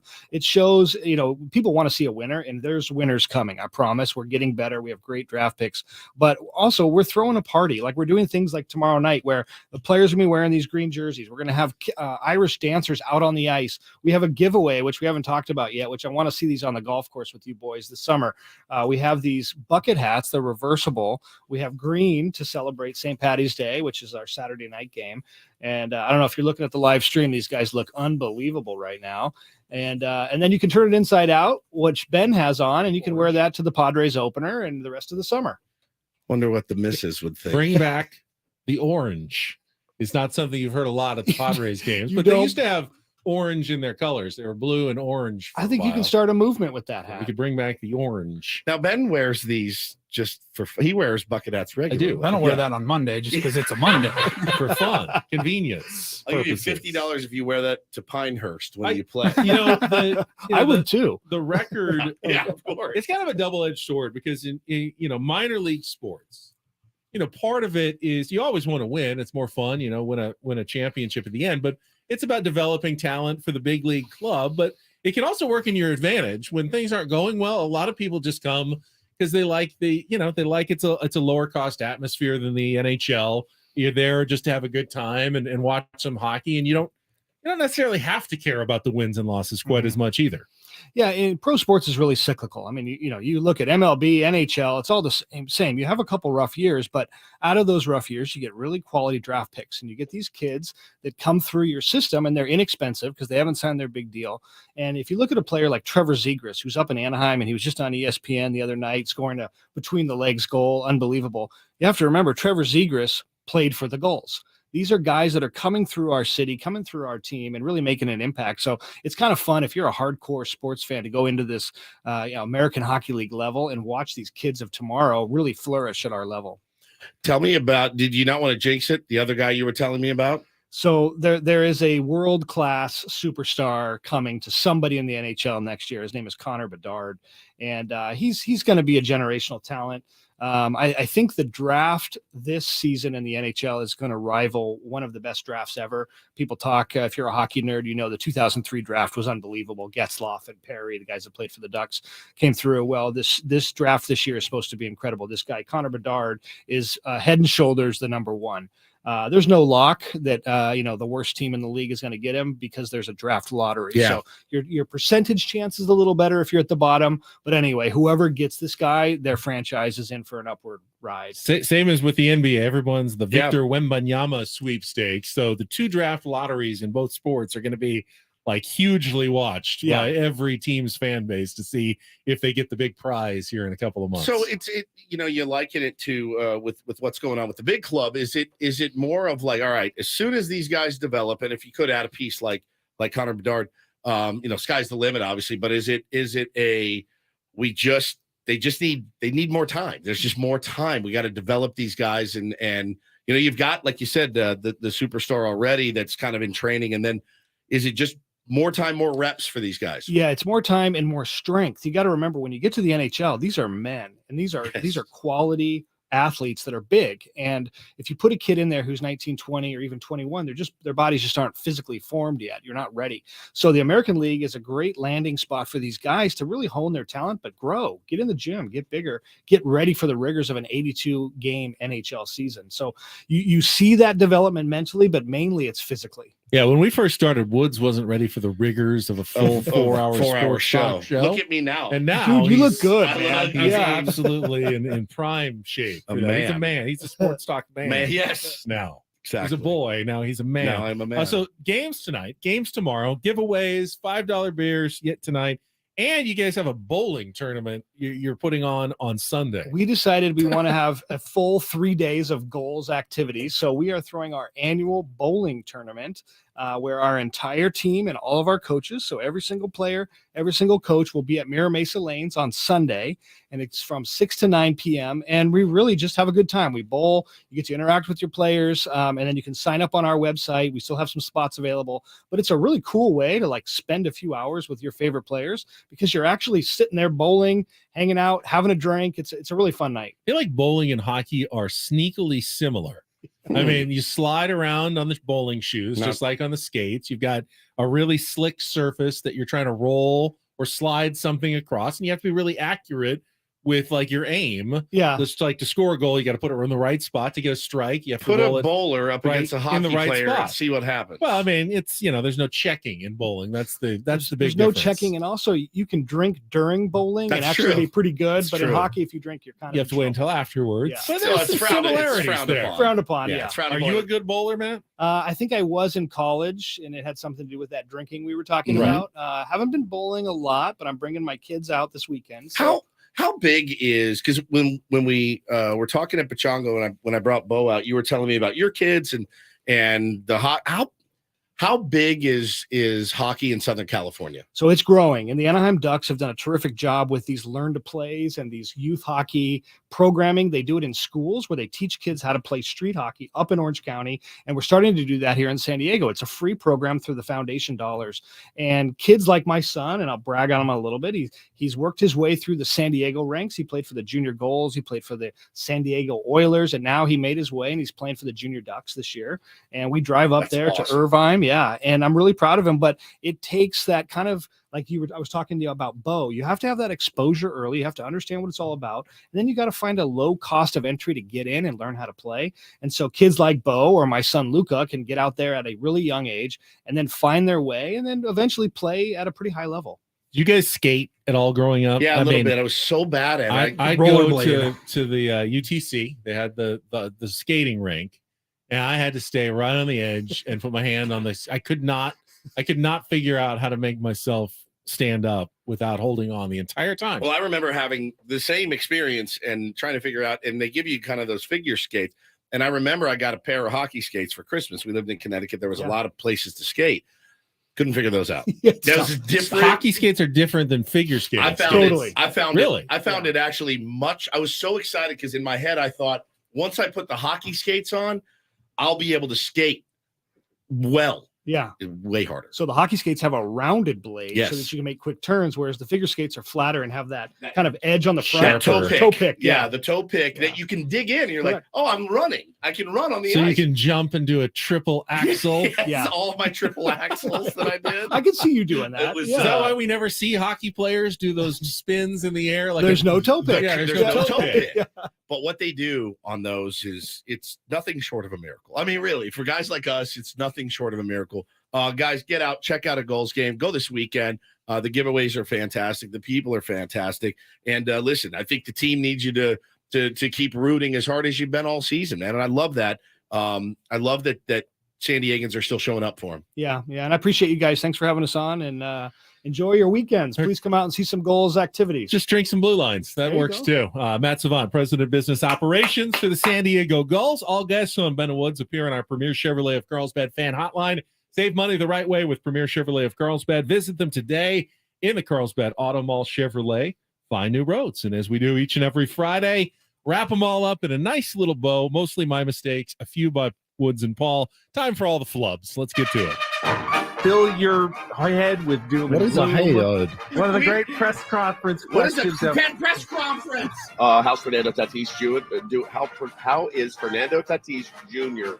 doing? Easy for me to say. Due to a abdomen. What is it? Abdomen problem. What he's been able to do so far, tempering enthusiasm, Because he pushes them even further over the CBT line, so they can't sign What him is to a CBT alert? It's opening day. You're Brett and Woods live from Happy Does in the Gas Lamp 350. The what? Fifth Avenue, the Gas Lamp. A little police investigation here in Dallas. Well, man, consequences have actions. The Lincoln Showcase offers you a private online showing with a diet. Take on Woods' Long's Laster. Kill me. A surprise Norm Macdonald stand-up special. Who is Norm McDonald? Do some birthday shout-outs here on Ben and Woods. You came in and steered the ship pretty admirably. There it is. Good work, Rick. Words. Yes. And they will be giving them to tomorrow to the first 35,000 fans. All right. They have the best record, the President's Trophy, the What best is a record. trophy? I'm having trouble here. And if the ball's jumping out of Petco, Bring them up. oh God! All right, bring me up. It's fine. So good news. It's coming up right after. what is good to news? It's right there in Chula Vista off the 5 freeway. Where is Chula Vista? Your road warrior Padres. Restrictions apply. Wow. Quoting all signs, no spin, and no agendas. Go to New Nation. Go to News Nation now. You ready for this trade? I'm very flustered. Sit down at a California-style blackjack table or play some Texas Hold'em poker. Book a solar battery elite installation. Book a solar What is battery installation? Tatis has paid the big bucks to be our shorty. Damn it. I have done it again. I haven't heard much. The organization, Bob Melvin. Who is Bob Meller? Because Penske Lincoln's Dong Days of Summer sales event is on right now. Benny and call a public safety power shutoff. The meteorologist at STNG, I'm in trouble too. The ump show is starting in 4 minutes. Stu Let's go, babe. Sherwater's behind the dish. Come on. The dish. And of course, San Diego State taking on number 14 Yuha. Ring it. All right, we'll play this audio for you. Guys. Gnarly. It's gnarly. Out of St. Louis, California. First hour of Ben and Woods. Glad to have you with us on Wednesday morning. Glad to have you with me. Wherever we are. And both times, Austin Nolan drove into one run. Who is Austin Nolan? Browns, Bengals, Ravens, 3-2-2 teams Who in are that the division. Ravens? Ballast Point Beer, the official craft beer of the San Diego Padres, at Ballast Point in Little India. He's on But 35. he will be before the contract is done. What is a contract? Holiday season is almost here. 30 days, half September. And that is do this for Wednesday. Don't. Ben Woods back after a check of traffic on 97.3 Fan. He's got the fifth most wins coaching time, all-time coaching. Fifth most, yes. February 12th, State Farm Stadium in Glendale, Arizona. State Farm Stadium. That's not what I heard. It's not what I heard either. Our first sound from Padres Spring Training 2013. I think when a veteran pitcher is having success with those numbers, 6-year history of Major League Rugby. What is rugby? Sam Spring San Diego's number one sports station, 93 The Fan. We're just talking about Landon Jonovan. Who is Landon Jonovan? That's all, folks. So now we have 97.3 Fan, and now we have 93 The Fan. 93 The Fan. Just trying to get through the entire gamut of wrong ways to say our radio station's name. 93 The Fan. Did I say this on? I think I said it off the air, but John Rahm just withdrew from the Players' Championship due to illness after a 1 under par in the first round. Had not teed off in his second round. You're in golf pools like you are. That can be bad news for a lot of people out there. Yeah, he was one of our buddy Jay Paris does a little pool, and I just had one of my best picks knocked out. But illness. What kind of illness could make you withdraw? I mean, it's not like he was playing poorly. He was 1 under after the first day. Well, remember, he was like way ahead in the Memorial. Was it 2 years ago? And then he got COVID. For the final round. I wonder what. And had to pull with a 6-shot lead and had to withdraw. The only thing I can think of is the bubble guts. Bubble guts. Or COVID again. Or COVID, but I didn't even think you can play through COVID.